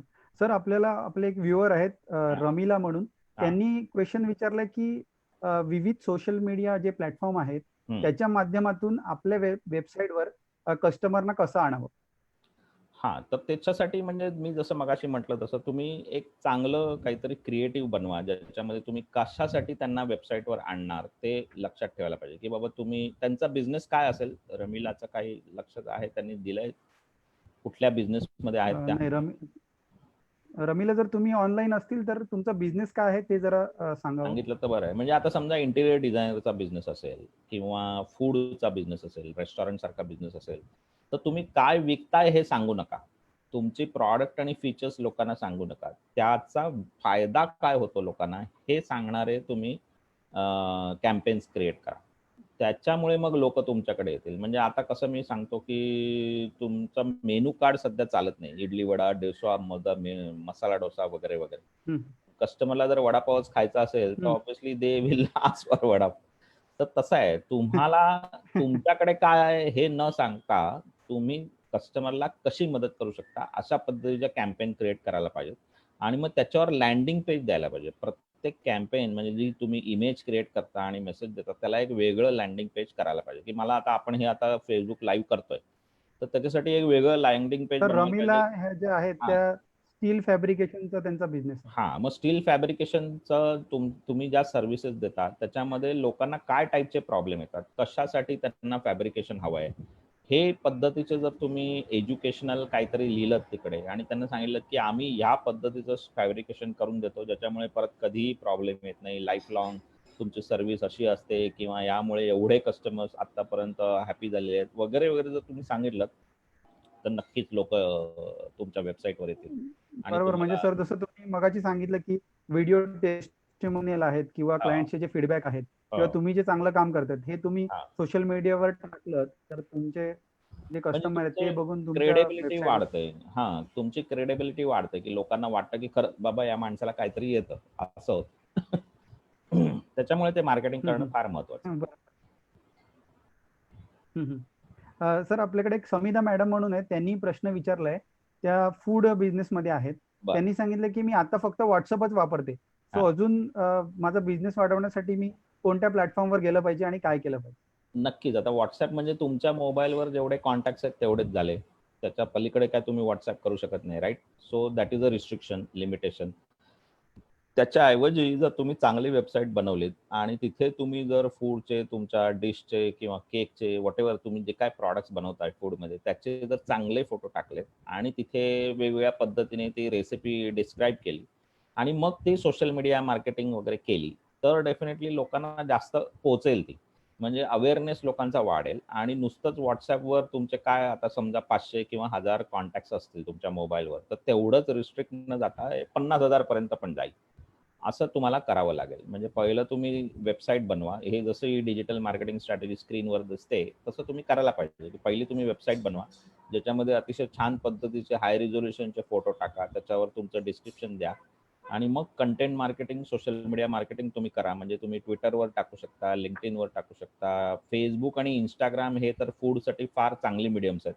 म्हणजे तुम्ही हाय रिझोल्युशन फूड डिशचा फोटो Instagramवर टाकला, तर त्याला भरपूर लाईक्स मिळतील. आणि मग तिथे तुम्ही लिहायला पाहिजे, बरोबर. की for such dishes or recipes please contact us. मग ऑटोमॅटिकली हं, तुमचं लीड जनरेशन चालू होईल त्याच्यासाठी. बरोबर. सर एक दुसरा प्रश्न असा आहे की आता ह्या ज्या तुम्ही सांगितलं की ह्या तुम्ही स्टेप म्हणजे स्ट्रॅटेजी तुम्ही 5 सांगितल्या राईट. आणि त्याच्यामध्ये काय चॅलेंजेस येतात ती पण तुम्ही सांगितली. सांगितलं. पण मग ते सक्सेसफुली इम्प्लिमेंट करण्यासाठी तुम्ही काय दुसरं रेकमेंड करता का? हो, आता हे कुठे अप्लाय होतं बिझनेसवर त्याचा एक म्हणजे प्रकार आहे, की 3 बिझनेस एरियाज तुम्हाला बघायला पाहिजे. जेव्हा तुम्ही हे 5 फ्रेमवर्क म्हणजे हे आम्ही पत्त्यांच्या खेळसारखा सांगतो. 5-3-2 जसं आपण हं, सगळेजण पत्ते खेळतो माहिती आहे ना गेम. पत्त्यांचा हं, खेळ, हं. तो इकडे अप्लाय बरोबर. करायचा. म्हणजे 5 फ्रेमवर्क्स आता आपण पाहिली. त्याच्याप्रमाणे नंतर मग 3 बिझनेस एरियाज येतात, की कुठे अप्लाय करायचं. तर पहिला तर तुमचा कस्टमर एक्सपिरियन्स आहे. तो तुम्ही कसा इम्प्रूव्ह करणार याच्यावर तुमचं फार लक्ष असायला पाहिजे. म्हणजे हे 5 फ्रेमवर्क पासून तुम्ही तुमचा कस्टमर एक्सपिरियन्स कसा इम्प्रूव्ह करू शकाल. दुसरा बिझनेस एरिया झाला तुमचा बिझनेस मॉडेल. म्हणजे तुमचा धंदा कुठून येतो, रेव्हेन्यू तुमचा कुठून येतो. त्याबद्दल तुम्ही काय नवीन टाय अप करू शकता, नवीन पार्टनरशिप करू शकता आणि तुमचा जॉग्राफिकल रीच वाढवू शकता. म्हणजे आता नुसतंच महाराष्ट्रामध्ये करतोय त्याच्याऐवजी मी आउट ऑफ इंडिया पण जाऊ शकतो. म्हणजे जसं आता रुचकर आपले ऋतुराज पाटकर आहेत. त्यांनी फक्त महाराष्ट्रामध्ये सीमित न राहता अगदी अमेरिकेला सुद्धा त्यांचा फराळ, चकली, लाडू त्यांनी दिवाळीला पाठवले. सो तशा पद्धतीचं तुम्हाला मग बिझनेस बरोबर. मॉडेल अडॉप्ट करायला पाहिजे. आणि शेवटी आलं मग तुमचे ऑपरेशन्स तुम्ही कसे ऑप्टिमाइज करता. जे काय तुम्ही बनवताय, ते पटकन कस्टमरपर्यंत कसं पोहोचेल याच्यासाठी तुम्हाला विचार करायला लागतील. आणि मग या टेक्नॉलॉजीज भरपूर वेगवेगळ्या आल्या. जसं मी आता इथे काही स्लाइड्स दाखवतोय, की कस्टमरचा एक्सपिरियन्स तुम्ही कसा अबाधित ठेवला पाहिजे. आता हे Vodafone, Airtel वगैरे जसं आपण कॉल करतो, तर ते लोकं सांगतात, "your call is important to us." पण जर आपल्याला 20 मिनिटं कॉलवर थांबायला लागलं, तर ऑब्व्हियसली आपण परत फ्रस्ट्रेशन जास्त येणार आणि त्यांच्याकडे जाणार नाही. तसंच बिझनेस मॉडेलमध्ये मग हे असे 9 प्रकारचे ब्लॉक डायग्राम क्रिएट केले जातात आणि त्याच्या दृष्टीने मग तुम्हाला नवीन काय तुम्हाला करता येईल अशा पद्धतीचं आयडेंटिफिकेशन फार महत्त्वाचं झालं. हे एक Uberचं बिझनेस मॉडेल कॅनव्हास मी एक्झाम्पल म्हणून दाखवतो, की तुम्हाला व्हॅल्यू हं, प्रपोजिशन काय आहे, तर आता मिनिमम वेटिंग टाईम. काळी-पिवळी टॅक्सी जर तुम्हाला शोधायची असेल, तर तुम्हाला जंक्शनपर्यंत जायला पाहिजे, राइट? Uber आणि Ola कशा तुमच्या दारात येतात. तुम्हाला कुठेही बरोबर. जायला तुम्हाला ड्राईव्ह करायची जरूर नाही किंवा तुम्ही पार्टीला जायचं असेल, तर तुम्हाला एकदम शोफर ड्रिव्हन कार पाहिजे, एकदम भास मारायचा आहे, स्टाईल मारायची आहे, तर तुम्ही Ola, Uber मागवू शकता. सो अशा पद्धतीचं त्यांनी हं, हं, कस्टमरचा विचार केला आणि त्याच्यावर त्यांनी बिझनेस मॉडेल त्यांचं हं. कॅनव्हास बनवलं. सो हे फार महत्वाचं आहे. आणि जसं मी शेवटी म्हटलं, की ऑपरेशन्स ही तुमची सप्लाय चेन जी आहे, की तुम्ही आता एखादी फूडची जसं मगाशी आपण बिझनेस डिस्कस केला, तर काहीतरी रॉ मटेरियल तुम्ही वेगळीकडून घेत असाल, त्याच्यानंतर तुम्ही त्याच्यावर काहीतरी प्रोसेस करून तुमचा फिनिश आयटम बनवत असाल, तर हे करताना कुठे-कुठे डिले येऊ शकतात, हे आयडेंटिफाय करायला पाहिजेत आणि त्याच्यावर बरोबर. तुम्ही कसं टाईम कमी करू शकताय, ते पटकन कस्टमर्सपर्यंत कसं पोहोचू शकेल, हे बघायला पाहिजे. तर हे 3 प्रकार आले आणि मी जसं म्हटलं तसं, हे बिझनेसवर अप्लाय होतं आपल्या इंडिकेटर्सवर, की हं, एक तर तुमचा रेव्हेन्यू हं, वाढतो हं. आणि तो साधारण 20 ते ओके. 30% रेव्हेन्यू तुमचा वाढतो जर तुम्ही डिजिटल अप्लाय केलंत तर. हं, हं. आणि दुसरं आहे तुमच्या बरोबर. कॉस्ट कमी होतात. ऑलमोस्ट 30% कॉस्ट तुमच्या कमी होऊ शकतात जर तुम्ही डिजिटल ट्रान्सफॉर्मेशन वापरलं. आणि म्हणून हा बरोबर. 5-3-2 गेम लक्षात ठेवला पाहिजे. म्हणजे मला हे असं दाखवायला बरं वाटतं, की 5 तुमचे फ्रेमवर्क्स आहेत, 3 बिझनेस एरिया आहेत हं. आणि 2 की परफॉर्मन्स इंडिकेटर आहेत. हे तुम्ही जर प्रॉपर अप्लाय केलं, तर नक्कीच हं. तुम्ही सक्सेसफुल होऊ शकता. ओके. सर आपले एक व्ह्युअर आहेत. त्यांनी प्रश्न विचारला, की कन्स्ट्रक्शनच्या बिझनेसच्या रिलेटेड तुम्ही डिजिटल ट्रान्सफॉर्मेशन बाबतीत काही सांगू शकाल का? सो कन्स्ट्रक्शनमध्ये 3D बिल्डिंग मॉडेल क्रिएशन आलं. ॲज अ डिजिटल स्टार्टअप, की बाबा तुम्हाला तिथे जेव्हा तुम्ही 3D मॉडेल बनवता बिल्डिंगचं, ते जर तुम्ही डिजिटल बनवलं, तर ऑब्व्हियसली तुम्हाला इमिजिएट सगळा प्रकार कळतो, की बाबा किती फाउंडेशनला किती सिमेंट लागणार आहे, किती सळ्या लागणार आहेत, काय रॉ मटेरियल केव्हा चालू होईल. मग तुम्ही प्रोजेक्टचा गॅन्ट चार्ट बनवू शकता. की बाबा पहिले 2 महिने नुसतं फाउंडेशन मध्ये जातील, पण त्याच्यानंतर एक आठवडाभर तरी ते पाणी मारून सिमेंट सुकवायला लागतं, राईट? तर जे काय डिपेंडन्सीज आहेत त्या तुम्हाला डिजिटलमध्ये अप्लाय करून पटकन त्या तुमच्या नेक्स्ट लोकांना कळवू शकता. कारण it's not just one person job. एक जण येऊन तुम्हाला ते सिमेंटचे ट्रक घेऊन येईल आणि तो फक्त ते ओतत बसेल आणि सिमेंटचं फाउंडेशन तयार होईल. दुसरा कोणतरी मग त्याच्यावर सळ्या टाकून त्याचे पिलर्स आणि कॉलम्स उभे करेल. तिसरा कोणतरी नुसतं स्लॅब टाकत बसेल. असे जे वेगवेगळ्या कड्या आहेत तुमच्या कामांमधल्या, त्या तुम्ही अतिशय चांगल्या पद्धतीने मॅनेज करू शकता डिजिटल वापरून. सर, एक दुसरा प्रश्न आहे. आपले व्ह्युअर आहेत उद्धव म्हात्रे साहेब. त्यांचं रिसॉर्ट आहे, तर त्यांनी विचारले की रिसॉर्ट साठी आपण काय करू शकतो? भरपूरच. रिसॉर्ट म्हणजे फारच म्हणजे डिजिटल साठी फार चांगली गोष्ट आहे. पहिली तर डिजिटल मार्केटिंग तुम्ही फार उत्तम रीतीने रिसॉर्टचे करू शकता आणि सगळीकडे डिजिटल गेल्यानंतर म्हणजे तुमचं नुसतं न्यूजपेपरमध्ये ॲड देऊन काय भागणार नाही. डिजिटल केल्यानंतर अक्रॉस इंडिया सगळीकडे ती ॲड पोहोचू शकेल आणि त्याला रिस्ट्रिक्शन नाही आहे. शिवाय तुम्ही हवे ते लोक सिलेक्ट करू शकतात. जर तुम्हाला रिसॉर्टवर फक्त स्पेशल सूट्स असतील, हनीमून स्पेशल सूट असतील, तर ते वेगळे कॅटेगरीचे लोक झाले. तुम्हाला पार्टीसाठी हॉल द्यायचा असेल तर ते वेगळे कॅटेगरीचे लोक झाले. तुम्हाला बर्थडेसाठी वेगळं काही करायचं असेल तर ते वेगळे. असे तुम्ही वेगवेगळ्या प्रकारचे कस्टमर्सना सिलेक्ट करून मग त्यांच्यासाठी ॲडव्हर्टाईज करू शकता. सो तो एक प्रकार झाला. आणि जे जे नवीन कस्टमर आलेले आहेत त्यांच्याकडनं परत तुम्ही त्यांचे फीडबॅक घ्यायला पाहिजे. जसं आपण स्विगी झोमॅटो मधनं कुठल्याही रेस्टॉरंटला गेलो तर ते लगेच आपल्याला विचारतात, राईट, तुमचा फीडबॅक द्या, 4 स्टार, 3 स्टार, 5 स्टार काय.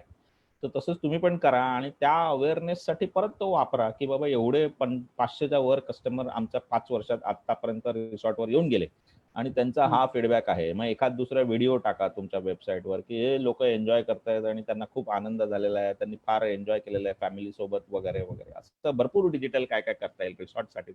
म्हणजे हा एक आणखी एक वेगळा विषय झाला, आय वुड से. कसं करता येईल हा. बरोबर. मी जे आपले लाईव्ह आता सर 50 पेक्षा जास्त लोक लाईव्ह हे बघतायत. मी त्यांना विनंती करेल की तुम्हाला जर अजून काही क्वेश्चन असतील तर ते तुम्ही इकडे टाका आणि आम्ही त्याला आन्सर द्यायचा प्रयत्न करू. सर, एक अजून प्रश्न आहे. भागेश नारखेडे आहेत, आपले मित्रच आहेत. त्यांनी प्रश्न विचारलाय की सगळ्यात कोणता इफेक्टिव्ह मीडियम आहे याच्यासाठी, मार्केटिंगसाठी किंवा कंटेंटसाठी? अरे वा, हा फारच कॉम्प्लिकेटेड आणि किचकट प्रश्न आहे. हे मीडियम तुमच्या बिझनेसवर अवलंबून असतं. जसं भाग्येश आता केमिकल फॅक्टरी आणि केमिकलच्या बिझनेसमध्ये आहेत.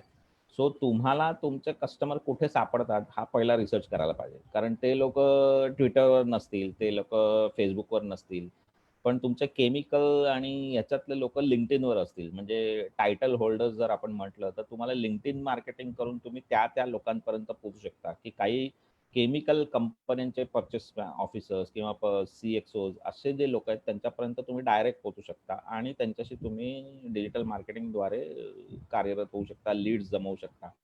So LinkedIn could be one thing. त्या केमिकलचा पुढे कस्टमरला, एंड कंझ्युमरला काय उपयोग होतो त्याच्यावरनं तुम्ही काही कॅम्पेन बनवून त्या इंस्टाग्राम आणि फेसबुकवर टाकू शकता की बाबा हे केमिकल तुमच्या पेंटमध्ये मिक्स केल्यामुळे पेंटवर काही पुढच्या 7 वर्षात इफेक्ट होत नाही किंवा अपाय होत नाही किंवा काय म्हणतात ते डस्ट येत नाही. आजकाल बर्जर पेंट्स आणि एशियन पेंट्स असे ऍड करत असतात, राईट? सो तुमच्या केमिकलचा काय उपयोग होतो हे जर तुम्ही आयडेंटिफाय केलं म्हणजे प्रॉब्लेम काय सॉल्व्ह होत होते. म्हणजे आता केमिकलचं नाव घेतलं तर मला पण कळणार नाही आणि आमेर सर तुम्हाला पण कळणार नाही. पण कस्टमर म्हणून त्याला काय फायदा होतो हे जर तुम्ही सांगितलं त्या केमिकल वापरून तर त्याचा भरपूर फायदा होईल आणि मग तुम्ही सगळ्या मीडियमवर जाऊ शकता. म्हणजे मग ते लेमॅन लँग्वेज झालं, साध्या कस्टमरला पण कळेल अशा भाषेत जर सोपं करून तर तुम्ही सांगितलं तर ते सगळीकडे तुम्ही ऍडव्हर्टाईज त्याची करू शकता. सर, आपल्याकडे साठी दुसरा प्रश्न आहे. प्रमोद कुमठेकर सर आहेत. त्यांनी विचारलं की तुम्ही सांगितलं की 6 to 8% ऑफ युअर रेव्हेन्यू आपण डिजिटल मार्केटिंगवर खर्च केला पाहिजे.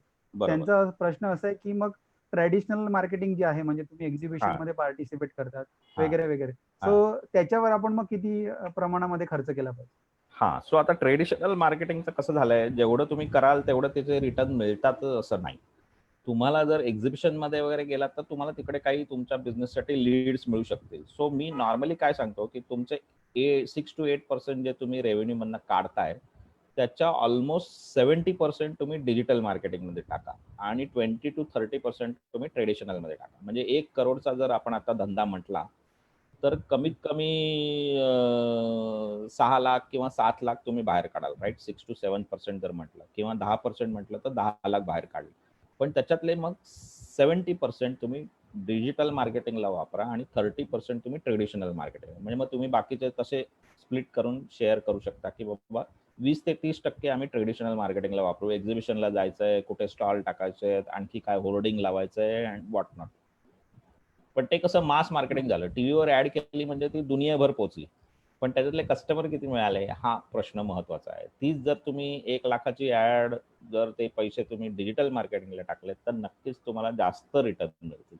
म्हणजे आता मुंबई पुण्यावर तुम्ही जाताना एक्सप्रेसवेवर एवढी होर्डिंग्स असतात, राईट? वेगवेगळ्या कंपन्यांची वेगवेगळी मोठी होर्डिंग्स असतात आणि किती लाखो रुपये ते लोक खर्च करत असतील त्या फॉर दॅट फिजिकल ऍड. तेच जर तुम्ही डिजिटलवर केले तर instead of Mumbai Pune expressway you will be spread across India or even across world based on your business and needs. असा प्रश्न आहे.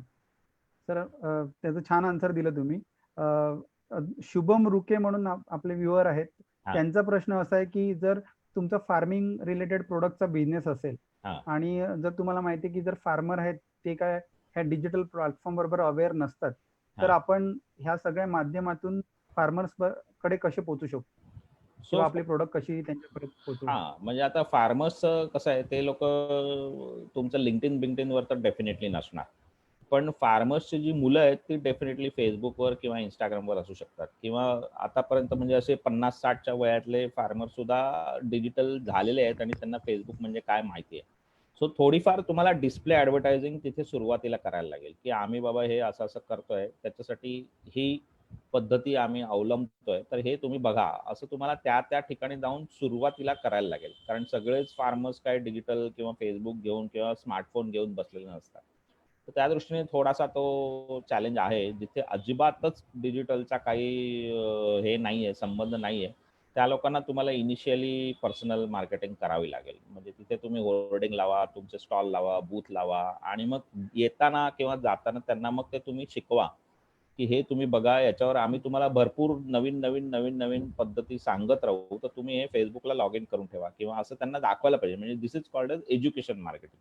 मग तुम्ही त्या शेतकऱ्यांना शिकवलं पाहिजे, की बाबा हे केल्यामुळे तुम्हाला महिन्याला आम्ही 3 गोष्टी वाचायला देऊ, की तुम्ही पिकावर कुठलं पेस्टिसाइड टाकायला पाहिजे, किती एकरवर किती पेस्टिसाइड टाकलं तर त्याचा जास्त उपयोग होतो किंवा कमी उपयोग होतो. अशा पद्धतीचं आम्ही तुम्हाला सारखं सहकार्य देत राहू. पण त्याच्यासाठी तुम्हाला हे वाचायला लागेल. ते तुम्ही वाचलंच नाही तर मग कठीण आहे, असं त्यांना सांगायला लागेल. आणि हे केल्यानंतर मग हळूहळू ते तयार होतील. It's not a magic wand. एका रात्रीत होणार नाही ही गोष्ट. बरोबर. सर एक दुसरा प्रश्न असा आहे की जेव्हा बिझनेस डिजिटल मार्केटिंग स्टार्ट करतात, तेव्हा त्यांचं एक्सपेक्टेशन असं असते की आपल्याला लगेच लीड जनरेशन झालं पाहिजे आणि त्याच्यातून बिझनेस यायला पाहिजे. तर त्याबद्दल तुम्ही काय सांगतील? हो, हे कस्टमरचं म्हणजे प्रत्येकाचंच आपलं एक स्वप्न असतं, की मी डिजिटल मार्केटिंग केली म्हणजे लगेच उद्या मला 100 कस्टमर मिळाले. असं नाही होत. नक्कीच. कारण जोपर्यंत तुमचा बिझनेस लोकांपर्यंत पोहोचत नाही आणि त्याच्यासाठी पहिला महिनाभर तरी तुम्हाला अवेअरनेस कॅम्पेन्स करायला लागतात, की आम्ही आहोत, आम्ही नवीन आलेलो आहोत, आमच्या या सर्व्हिसेस आहेत. हे सगळं सारखं लोकांच्या डोक्यावर मारायला लागतं आणि त्याच्यासाठी ते डिजिटल मार्केटिंगच्या कॅम्पेन करणं महत्वाचं आहे. पॅरलली तुम्ही पेड मार्केटिंग करा, की बाबा आम्हाला ह्याच कस्टमरकडनं धंदा येण्याची शक्यता आहे म्हणून तेवढेच सिलेक्ट करून फेसबुकला किंवा गुगलला किंवा लिंक्डइनला पैसे देऊन तुम्ही चालू करा. पण पहिली सुरुवात तुम्हाला नुसती ऑर्गॅनिक मार्केटिंग म्हणजे पैसे न देता नुसतं पोस्ट करणं फार महत्वाचं आहे. त्याशिवाय लोकांना कळणारच नाही ना, की तुम्ही एक्झिस्टिंग. म्हणजे जसं ते गब्बरचं मगाशी उदाहरण दिलं, 50-50 कोस दूर त्याची कीर्ती पोहोचली केव्हा, जेव्हा त्याने भरपूर कामं केली तशी तेव्हाच ना. तसं तुम्हाला तुमच्या कामाची ऍडव्हर्टाइज करायला पाहिजे.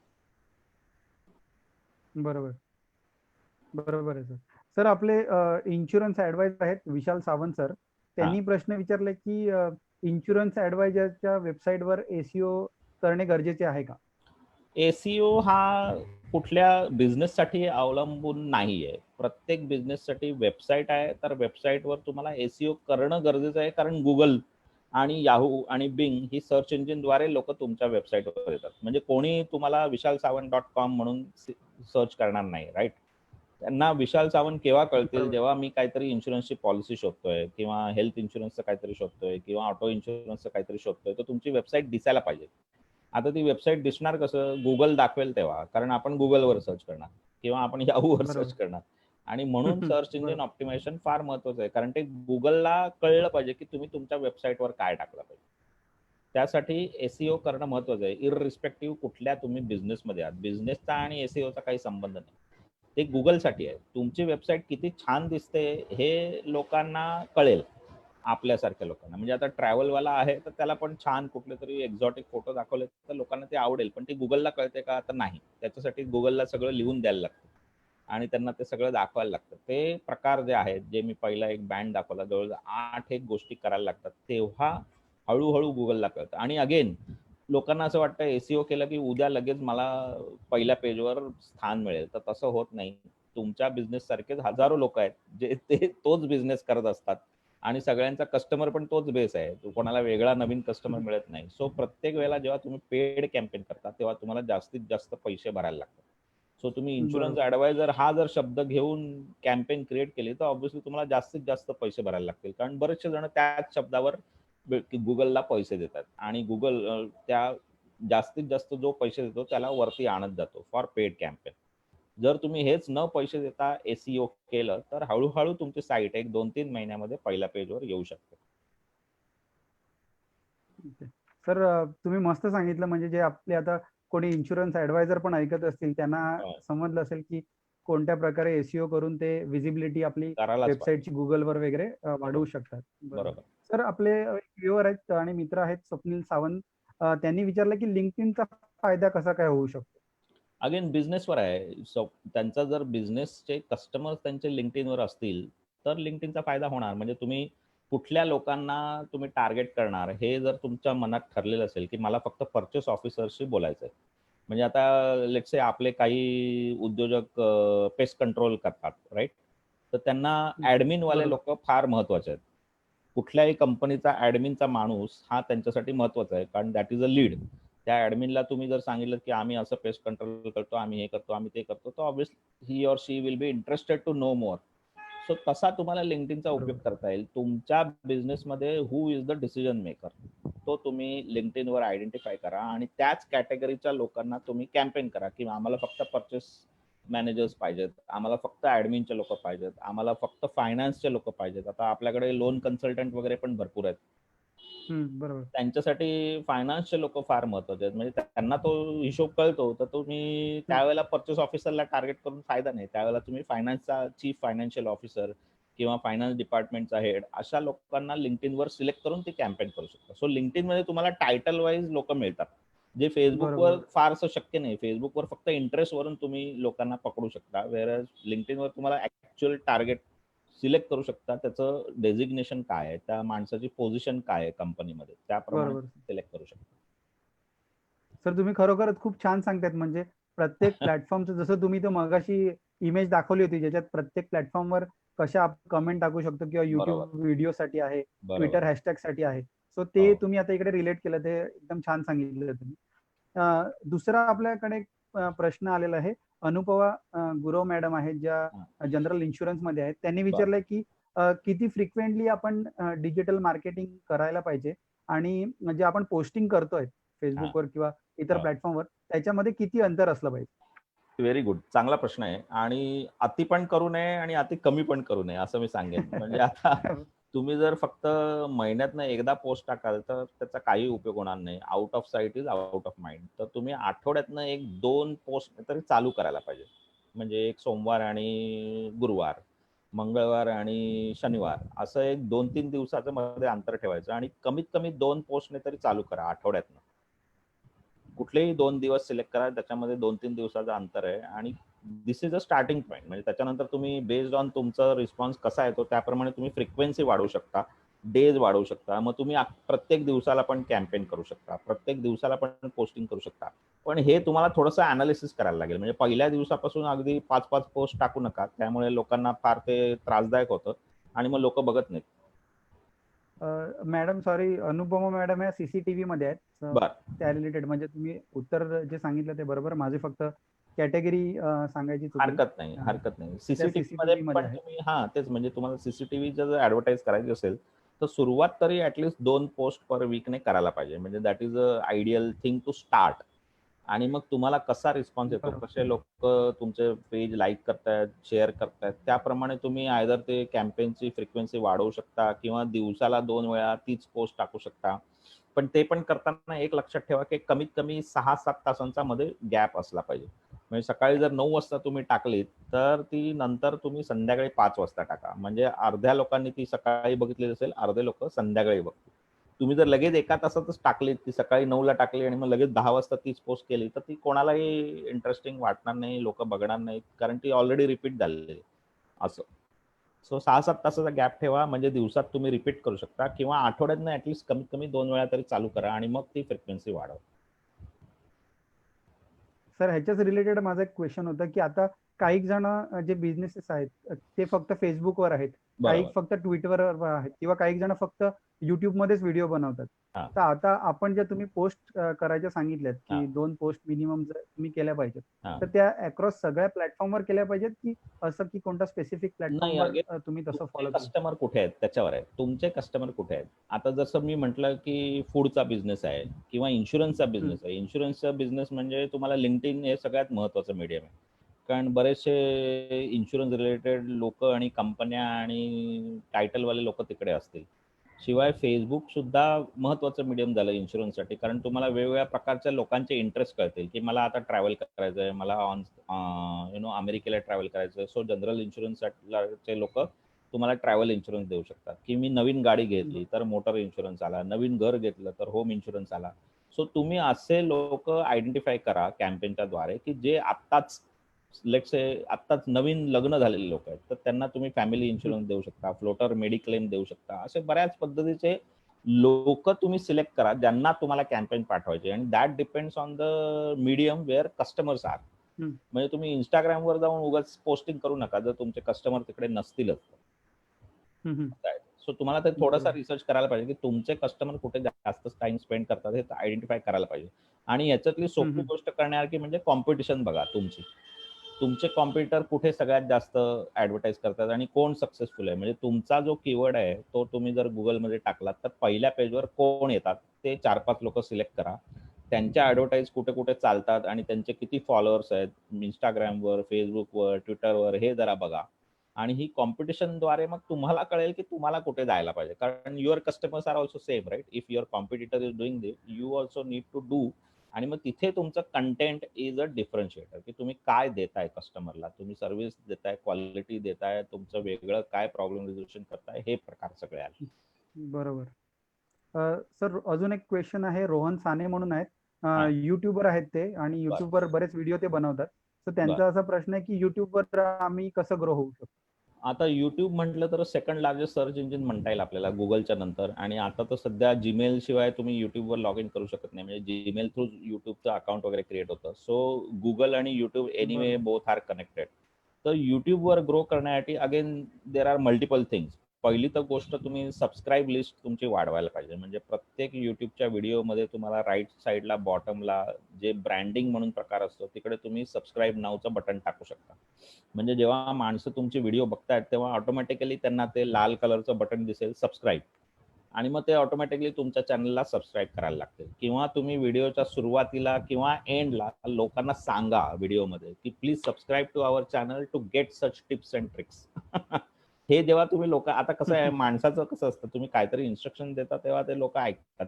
ऑटोमॅटिकली तुम्ही जर इंटरप्रिटेशन लोकांवर सोडलं, तर ऑब्व्हियसली थोडासा चॅलेंज आहे त्याच्यामध्ये करणं. सो तुम्ही प्रत्येक वेळेला जर पहिल्या 10 सेकंदामध्ये लोकांना सांगितलंत, की आम्ही बाबा हे अमुक-अमुक व्हिडिओ बनवतोय आणि तुम्हाला जर अशा पद्धतीच्या हं, टिप्स एंड ट्रिक्स हव्या असतील, तर प्लीज सबस्क्राईब आवर चॅनल. हा एक छोटा एक लाईन हं. बोलायचं. ते बोलल्यानंतर लोकांच्या लक्षात येतं, हां, म्हणजे हे सबस्क्राईब करायला पाहिजे. अशा पद्धतीने ते ग्रो होऊ शकेल आणि मग ऑब्व्हियसली त्या व्हिडिओच्या लिंक तुम्ही परत सोशल मीडियावर सगळीकडे टाका. म्हणजे जी काय तुम्ही व्हिडिओ बनवली आहे, बरं. त्याची चॅनलवर जाऊन त्या व्हिडिओची लिंक कॉपी करायची. मग ती Facebookवर टाकायची, त्याच्याबरोबर काय तुम्हाला टेक्स्ट हवंय ते टाकायचं किंवा LinkedInवर टाकायची किंवा Instagramवर टाकायची. कुठेही ती लिंक टाका. म्हणजे तुमचा YouTube चॅनलचं मार्केटिंग तुम्ही बाकीच्या सोशल मीडियावर करू शकाल, असं होतं. मस्त सर, खूप छान तुम्ही सांगितलं. स्वप्नील सावंत आहेत. परत आले. हा, बोला. ते कोल्ड प्रेस ऑइल मध्ये आहेत ते. बर. त्यांचा प्रश्न असा आहे की व्हिडिओ मार्केटिंग करताना म्हणजे कोणता प्लॅटफॉर्म बेटर आहे, युट्यूब, इंस्टाग्राम की फेसबुक? सी, व्हिडिओ मार्केटिंग म्हटलं तर obviously YouTube is the best, किंवा कारण जवळजवळ 70% लोक व्हिडिओ जास्त युट्यूबवर बघतात. How to do it, how to do yourself वगैरे वगैरे गोष्टी. पण तुम्हाला तीच व्हिडिओ लिंक तुम्ही मगाशी मी म्हटल्याप्रमाणे फेसबुक आणि इंस्टाग्राम वर टाकली तर तिथे पण लोक बघतीलच ना. असं there is no harm in doing the Facebook marketing also. पण your base should be YouTube. जसं मी मगाशी म्हटलं की you have to have your website. त्याशिवाय तुम्ही दुसरीकडे कुठे हजारो प्रॉपर्टीज, डिजिटल प्रॉपर्टीज क्रिएट करत बसू नका की माझं ब्लॉगचं वेगळं पेज आहे, माझं बिझनेसचं वेगळं पेज आहे, त्याच्यानंतर मी आणखी काहीतरी व्हिडिओज वेगळ्या विमिओ किंवा वेगळ्याच कुठल्या तरी साईटवर जाऊन लोड करत असतो. असं नका करू. एकच प्रॉपर्टी ठेवा. लोकांना कन्फ्युजन नाही व्हायला पाहिजे की तुम्ही नक्की कुठं कुठे आहात. सो बरोबर. एक तुमची वेबसाईट, आणि even on your website you can add YouTube as a channel link, आणि यूट्यूबच्या व्हिडिओ सगळ्या तुमच्या वेबसाईटवर येऊ शकतात. ते तुमच्या टेम्पलेटवर अवलंबून आहे. विक्स करताय का, वर्डप्रेस करताय का, शॉपिफाय करताय, कुठली तुम्ही जर बनवली वेबसाईट तर तिथे तुम्ही यूट्यूब एम्बेड करू शकता. म्हणजे तुम्हाला ते व्हिडिओ कॉपी करायची जरूर नाही, त्या फक्त व्हिडिओची लिंक आणून त्या वेबसाईटवर तिकडे टाकायचे. सो सगळं वेबसाईट थ्रू केलेलं फार महत्वाचं, कारण तिकडे तुमचा बेस आहे, दॅट इज युअर शोर. मस्त सर, तुम्ही ह्याच्याबद्दल पण खूप छान माहिती सांगितली. आपले एक व्ह्युअर आहेत अभय प्रधान सर, त्यांनी क्वेश्चन असा विचारलाय. ते फिशिंगच्या बिझनेस मध्ये आहेत. सो त्यांनी सांगितलं की फिशिंगचा म्हणजे फिश आहे त्याचा रेट आहे तो म्हणजे बदलत असतो दिवसेंदिवस. बरोबर. आणि फिश हे पेरिशेबल आहेत. तर हे Correct. डिजिटल ट्रान्सफॉर्मेशन किंवा डिजिटल मार्केटिंग त्यांच्या बिझनेस मध्ये आपण कसं आणू शकतो?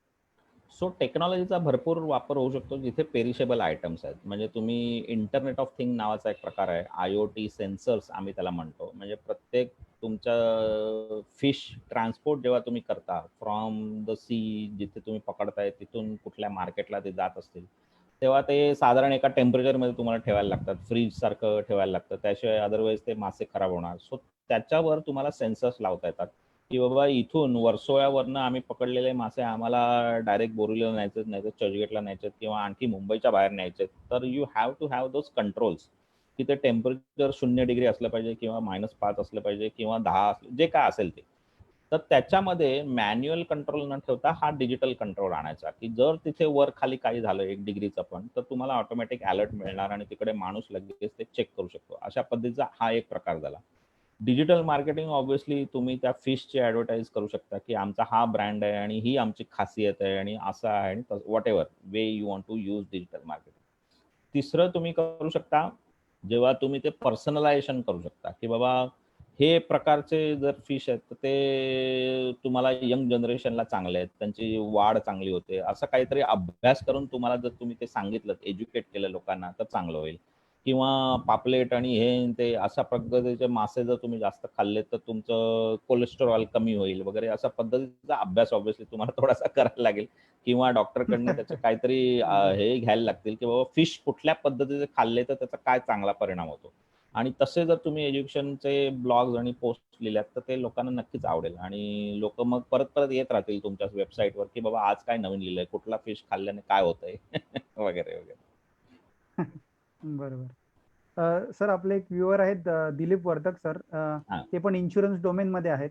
त्यांचा क्वेश्चन असा आहे की 100 HNI क्लायंट्स आहेत, त्यांच्यापर्यंत आपले प्रोडक्ट आपण ह्या डिजिटल मार्केटिंग थ्रू कसे पोहोचवू शकतो? So best way is email marketing for this. कारण तुमच्याकडे जर तो डेटाबेस तयार असेल 100 लोकांचा, हाय नेटवर्क इंडिव्हिज्युअल्सचा, तर email marketing is the best thing to do. कारण तुमच्याकडे डायरेक्टली त्या लोकांचे कॉन्टॅक्ट डिटेल्स आहेत. जर ते नसतील तर तुम्हाला ऑब्व्हियसली मग सोशल मीडिया आणि लिंक्डइन अशा पद्धतीने त्यांच्यापर्यंत पोहोचवायला लागेल. पण तुमच्याकडे जर ईमेल त्यांचे सगळ्यांचे असतील तर ईमेल मार्केटिंग करणं, आणि त्या ईमेल मार्केटिंगमध्ये असे सब्जेक्ट लाईन टाकणं कॅची, जसं मी मगाशी म्हटलं होतं, डोंट ओपन दिस ईमेल किंवा if you don't open this email you will lose 20% on your insurance, असं म्हटल्यानंतर लोकांना लगेच काहीतरी क्युरिओसिटी तयार होईल की हा बाबा काहीतरी बघायला पाहिजे, देर इज सम फायदा. प्रत्येकाला काही फायदा मिळाला तर ऑब्व्हियसली लोक बघतात. किंवा सब्जेक्ट मध्ये लिहा, सब्जेक्ट लाईनमध्ये की here is a checklist to download free for your insurance related things. आता ती चेकलिस्ट काय आहे म्हणून तर माणूस ईमेल ओपन करेल. काय लिहिलंय बाबा, कसली चेकलिस्ट आहे, मला काय पटकन त्याचा फायदा होईल. प्रत्येक जण आपापला फायदा बघत असतो. सो तुम्ही तो फायदा कस्टमरचा कसा करून देता याच्यावर सगळं डिजिटल मार्केटिंग अवलंबून आहे. बरोबर आहे सर. रोहन सानेनी पण सिमिलर प्रश्न विचारला होता की त्यांच्याकडे 30,000 ईमेल्सची लिस्ट आहे, सो त्याच्यावर कसं कॅपिटलाइज करू शकतील. तर सेम तुम्ही म्हणजे त्याचं पण तुम्ही आन्सर दिलेलं आहे की अगेन पण ही 30,000 डायरेक्ट पाठवू नका. म्हणजे यू सेगमेंट दोज कस्टमर्स की तुमचे त्याच्यातले किती इंटरेस्टेड कस्टमर असू शकतात. कारण असे डेटाबेस देणारे आजकाल भरपूर लोक आहेत की तुम्ही 15,000 आम्हाला द्या आणि तुम्हाला 1,00,000 लोकांचा डेटाबेस देतो. आता त्या 1,00,000 मधले किती कचरा ईमेल्स असतील तुम्हालाच माहिती. सो तुम्हाला त्याचा अभ्यास केला पाहिजे. या 30,000 मधले तुमचे कस्टमर्स कोण होऊ शकतात ते थोडासा तुम्हाला अभ्यास करायला बरं. पाहिजे आणि त्या दृष्टीने त्यांना ईमेल पाठवायला लागेल. नाहीतर मग त्याचा काही उपयोग नाही. म्हणजे एकदा ते स्पॅम मध्ये गेलं, म्हणजे एकदा त्या ईमेल क्लायंटला किंवा कस्टमरला कळलं की तुम्ही उगाचच आपला त्रास देताय, तर ते बंद करून टाकणार बरोबर. तुम्हाला. असं आहे. सर आता आपण शेवटचे 2 किंवा 3च प्रश्न घेत आहोत. नक्की. ह्याच्यामध्ये रवींद्र दातार सर आहेत, अरे वा. बिझनेस कोच आहेत. त्यांनी हो, प्रश्न मी विचारलाय ओळखतो की चांगलाच त्यांना. हो. त्यांनी विचारलंय की बिझनेस साठी कोणता वेबसाईट प्लॅटफॉर्म चांगला आहे, म्हणजे विक्स का वर्डप्रेस किंवा ड्रुपल किंवा जुमला? हा अगेन फार चांगला प्रश्न आहे. प्लॅटफॉर्मने तसं काही चेंज होत नाही. तुमची वेबसाईटमध्ये कंटेंट किती चांगलं आहे त्याच्यावर लोक आणि गुगल लक्ष देणार. सो तुम्ही विक्सवर वेबसाईट केली तर ती फार सिंपल पद्धतीने तयार होते. पटापट तुम्ही बनवू शकता. टेम्पलेट्स तयार आहेत. सिमिलरली वर्डप्रेसमध्ये, पण वर्डप्रेसमध्ये कसं तुम्हाला थोडंफार प्रोग्रामिंग यायला पाहिजे. म्हणजे तुम्ही स्वतः करत असाल तर ऑब्व्हियसली. जर तुमचा डेव्हलप करणारा माणूस वेगळा असेल तर प्रश्नच नाही. पण वर्डप्रेस आणि विक्स या दोन्हीकडे भरपूर टेम्पलेट्स अवेलेबल आहेत आणि टेम्पलेट्समुळे तुमचं डेव्हलपमेंट फास्ट होते, इझी होते. तुमचे अपडेट्स पटापट होतात. म्हणजे तुम्हाला आता ब्लॉग लिहायचा असेल आणि तुम्हाला बिझनेस कोचिंगबद्दल काही लिहायचं असेल तर ते लिहिल्यानंतर तुम्ही स्वतः ते अपलोड करू शकता साईटवर. त्याच्यासाठी परत तुमच्या त्या वेबसाईट डेव्हलपरकडे जायची जरूर नाही. त्याच्यामुळे विक्स हा प्लॅटफॉर्म फार सिंपल, साधा, सरळ आहे आणि अतिशय फास्ट आहे. तुम्हाला पटकन एका दिवसात वेबसाईट क्रिएट करता येते, जी तुम्हाला पटकन चालू करता येईल अशी. सो प्लॅटफॉर्म कुठलाही असू दे, शेवटी त्याच्यात काय तुम्ही भरलंय, जसं आपण भरलेले मासे म्हणतो की तुम्ही भरलाय काय मसाला त्याच्यात, तो मसाला फार महत्वाचा आहे. बाकी काय काही असू दे, वरती प्लॅटफॉर्म खाली काही असला तरी, कारण युजरला काहीच पत्ता लागत नाही. जो कस्टमर आहे, तुमचा बिझनेस कन्सल्टंट तुम्ही जेव्हा म्हणता तेव्हा तुमचे जे कस्टमर आहेत त्यांना तुम्ही विक्सवर काम करताय का ड्रुपल वापरताय त्याच्याशी काही संबंध नाही. तुम्ही त्यांना सर्व्हिस कशी देताय आणि तुम्ही त्यांना कशी मदत करताय हे जर तुम्ही तुमच्या वेबसाईटवर टाकलं तर दॅट इज मच बेटर. बरोबर. सर बऱ्याच वेळा आमच्याकडे पण वेबसाईटसाठी जेव्हा कस्टमर येतात तेव्हा त्यांना पण हाच क्वेश्चन असतो आणि मग आम्ही हा, त्यांना हे आन्सर असं दिल्यावर त्यांना तो कळते की बाबा प्लॅटफॉर्म आहे, पण आपण कोणत्या पण प्लॅटफॉर्मवर केलं तरी चालते, पण ह्या ज्या बाकीच्या गोष्टी तुम्ही आज आम्हाला सांगितलं की एसईओ आहे किंवा जी मार्केटिंग आपल्याला फेसबुकवर किंवा इतर बरोबर. प्लॅटफॉर्मवर करायची ती तर करावीच लागणार आहे, रिगार्डलेस ऑफ आपला वेबसाईटचा प्लॅटफॉर्म. ऍब्सोल्युटली. सर अजून एक आपल्यासाठी 2 आपण क्वेश्चन घेऊया शेवटचे. बर. ह्याच्यामध्ये चिराग सावे आहेत, ते कॅटरिंग बिझनेस मध्ये आहेत. अरे वा. त्यांनी विचारलं की कोणती स्ट्रॅटेजी वापरली पाहिजे म्हणजे कॅटरिंग बिझनेस? कोणती स्ट्रॅटेजी वापरली पाहिजे असा प्रश्न आहे का? हो. अच्छा, ओके. नाही, येस. स्ट्रॅटेजी म्हणजे पहिली तर तुम्ही ब्रँड अवेअरनेस करा की तुमचा ब्रँड कितपत लोकांना माहिती आहे. त्यासाठी तुम्ही डिजिटल मार्केटिंग करायला पाहिजे. ती ब्रँड अवेअरनेसची स्टेज एकदा पार केली की तुम्हाला काही कॅम्पेन केल्यानंतर फेसबुक, ट्विटर, इंस्टाग्राम सगळं दाखवतं की किती लोकांपर्यंत तुमची कॅम्पेन पोहोचली. म्हणजे हळूहळू लोकांना तो समजत जातो. जसं मी मगाशी तो पिरॅमिड दाखवला, लक्षात आहे. ब्रँड अनअवेअरनेस पासून brand recognition. So brand recognition पर्यंत तुम्ही जा की लोक ती बरोबर. ऍडव्हर्टाईज बघितल्याबरोबर तुमचा प्रॉडक्ट किंवा हे ओळखतील की हा बाबा दिस इज फ्रॉम दिस कंपनी. ते झाल्यानंतर मग तुम्ही पुढच्या स्टेपला जा बरोबर. आणि तिथे तुम्ही मग हळूहळू ब्रँड रिकॉल मध्ये या. मग शेवटी तुमचा ब्रँड निर्वाणा, जो मगाशी मी म्हटलं होतं, top of the mind awareness कस्टमरचा, की खायचं म्हटलं की तुमचं नाव आठवलं पाहिजे बरोबर. लोकांना. पण ती स्टेप आहे, म्हणजे तो पिरॅमिड तुम्हाला हळूहळू बरोबर. चढायला पाहिजे. तर त्याच्यासाठी पहिली स्ट्रॅटेजी म्हणजे तर तुमचं त्याची ब्रँड स्लाइड अवेअरनेस. तुम्ही दाखवली तर बरं होईल. हा, म्हणजे परत एकदा दाखवू का? शुअर.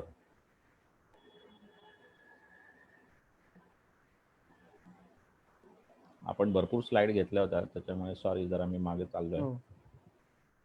हे अजून डिजिटल ट्रान्सफॉर्मेशन मध्ये आहोत आपण, आता मार्केटिंग मध्ये येतोय.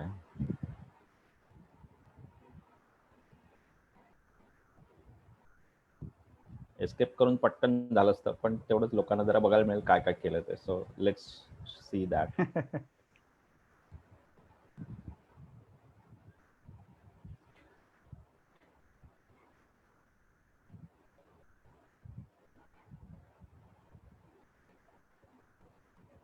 केक पर्यंत आलो आणि याच्यावरती सगळं तुमचं ब्रँड अवेअरनेस आहे. हे जे म्हटलं होतं, दिसतंय स्लाइड. सो सुरुवात जेव्हा तुम्ही करता तेव्हा तुमचा ब्रँड लोकांना माहिती नाही, म्हणजे खालून पिरामिडच्या खालून येलो कलरच्या सेक्शन पासून तुम्ही सुरुवात करताय. मग तिथे तुम्हाला ब्रँड अवेअरनेस पासून सुरुवात करायला पाहिजे. मग तुम्ही ब्रँड रेकग्निशनला पोचाल. जेव्हा तुम्ही काहीतरी 2 महिने, एक साधारण नाही, एक बॉलपार्क असं टाइम फ्रेम धरता येईल की 2 ते 3 महिने तरी तुम्हाला डिजिटल मार्केटिंग केल्यानंतर लोकांना हळूहळू तुमच्या ब्रँड बद्दल पत्ता लागतो आणि त्यांच्या डोक्यात राहतो. आणि तो डोक्यात राहायला म्हणजे तो top of the mind awareness यायला भरपूर काळ जायला पाहिजे. तुमच्या कस्टमरचे टेस्टिमोनियल्स तेवढे स्ट्रॉंग पाहिजेत, तुम्ही वेबसाईटवर टाकलेले असले पाहिजेत. तुमचा कॅटरिंगचा बिझनेस आहे तर तुम्ही व्हिडिओ शूटिंग करायला पाहिजे की अशा हेल्दी हायजीन पद्धतीने आम्ही हे फूड बनवतोय आणि त्याचा तुमच्या आरोग्यावर कसा चांगला प्रकार किंवा उपयोग होईल याच्याबद्दल आम्ही काळजी घेतोय वगैरे वगैरे. असं सगळं तुम्ही जर व्हिडिओमध्ये दाखवलं तर ते ऑब्व्हियसली लोकांना आवडेल आणि तुमचा ब्रँड जास्तीत जास्त लोकांपर्यंत पोहोचेल. पण हे पिरॅमिड तुम्हाला म्हणजे मॅनेज करायला पाहिजे. अनअवेअरनेस म्हणजे जेव्हा तुम्ही सुरुवात करताय, मग ब्रँड रेकग्निशन, मग ब्रँड रिकॉल आणि शेवटी top of the mind awareness. धन्यवाद सर. अजून एक फक्त शेवटचा प्रश्न. नवीन पुजारी सर आहेत जे टॅक्सेशन फील्ड मध्ये आहेत. तर त्यांचा प्रश्न असा होता की कोणत्या सर्व्हिस डिजिटल प्लॅटफॉर्म ते यूज करू शकतात त्यांच्या ह्या डोमेन मध्ये. कोणत्या सर्व्हिसेस? क्वेश्चन असं आहे की सर्व्हिस इंडस्ट्रीसाठी डिजिटल प्लॅटफॉर्म कोणते आहेत. अच्छा, service I mean digital platform असा काही प्रकार नाही. तुम्ही डिजिटल कसं अडॉप्ट करताय हा एक त्याच्यातला भाग झाला. म्हणजे डिजिटल प्लॅटफॉर्म जर तुम्ही म्हटलं तर ती ऍप्लिकेशन झाली. मग तुम्हाला ERP पाहिजे, CRM पाहिजे, तुम्हाला वेगवेगळ्या प्रकारचं कस्टमर मॅनेजमेंट पाहिजे, हे सगळे प्लॅटफॉर्म झाले.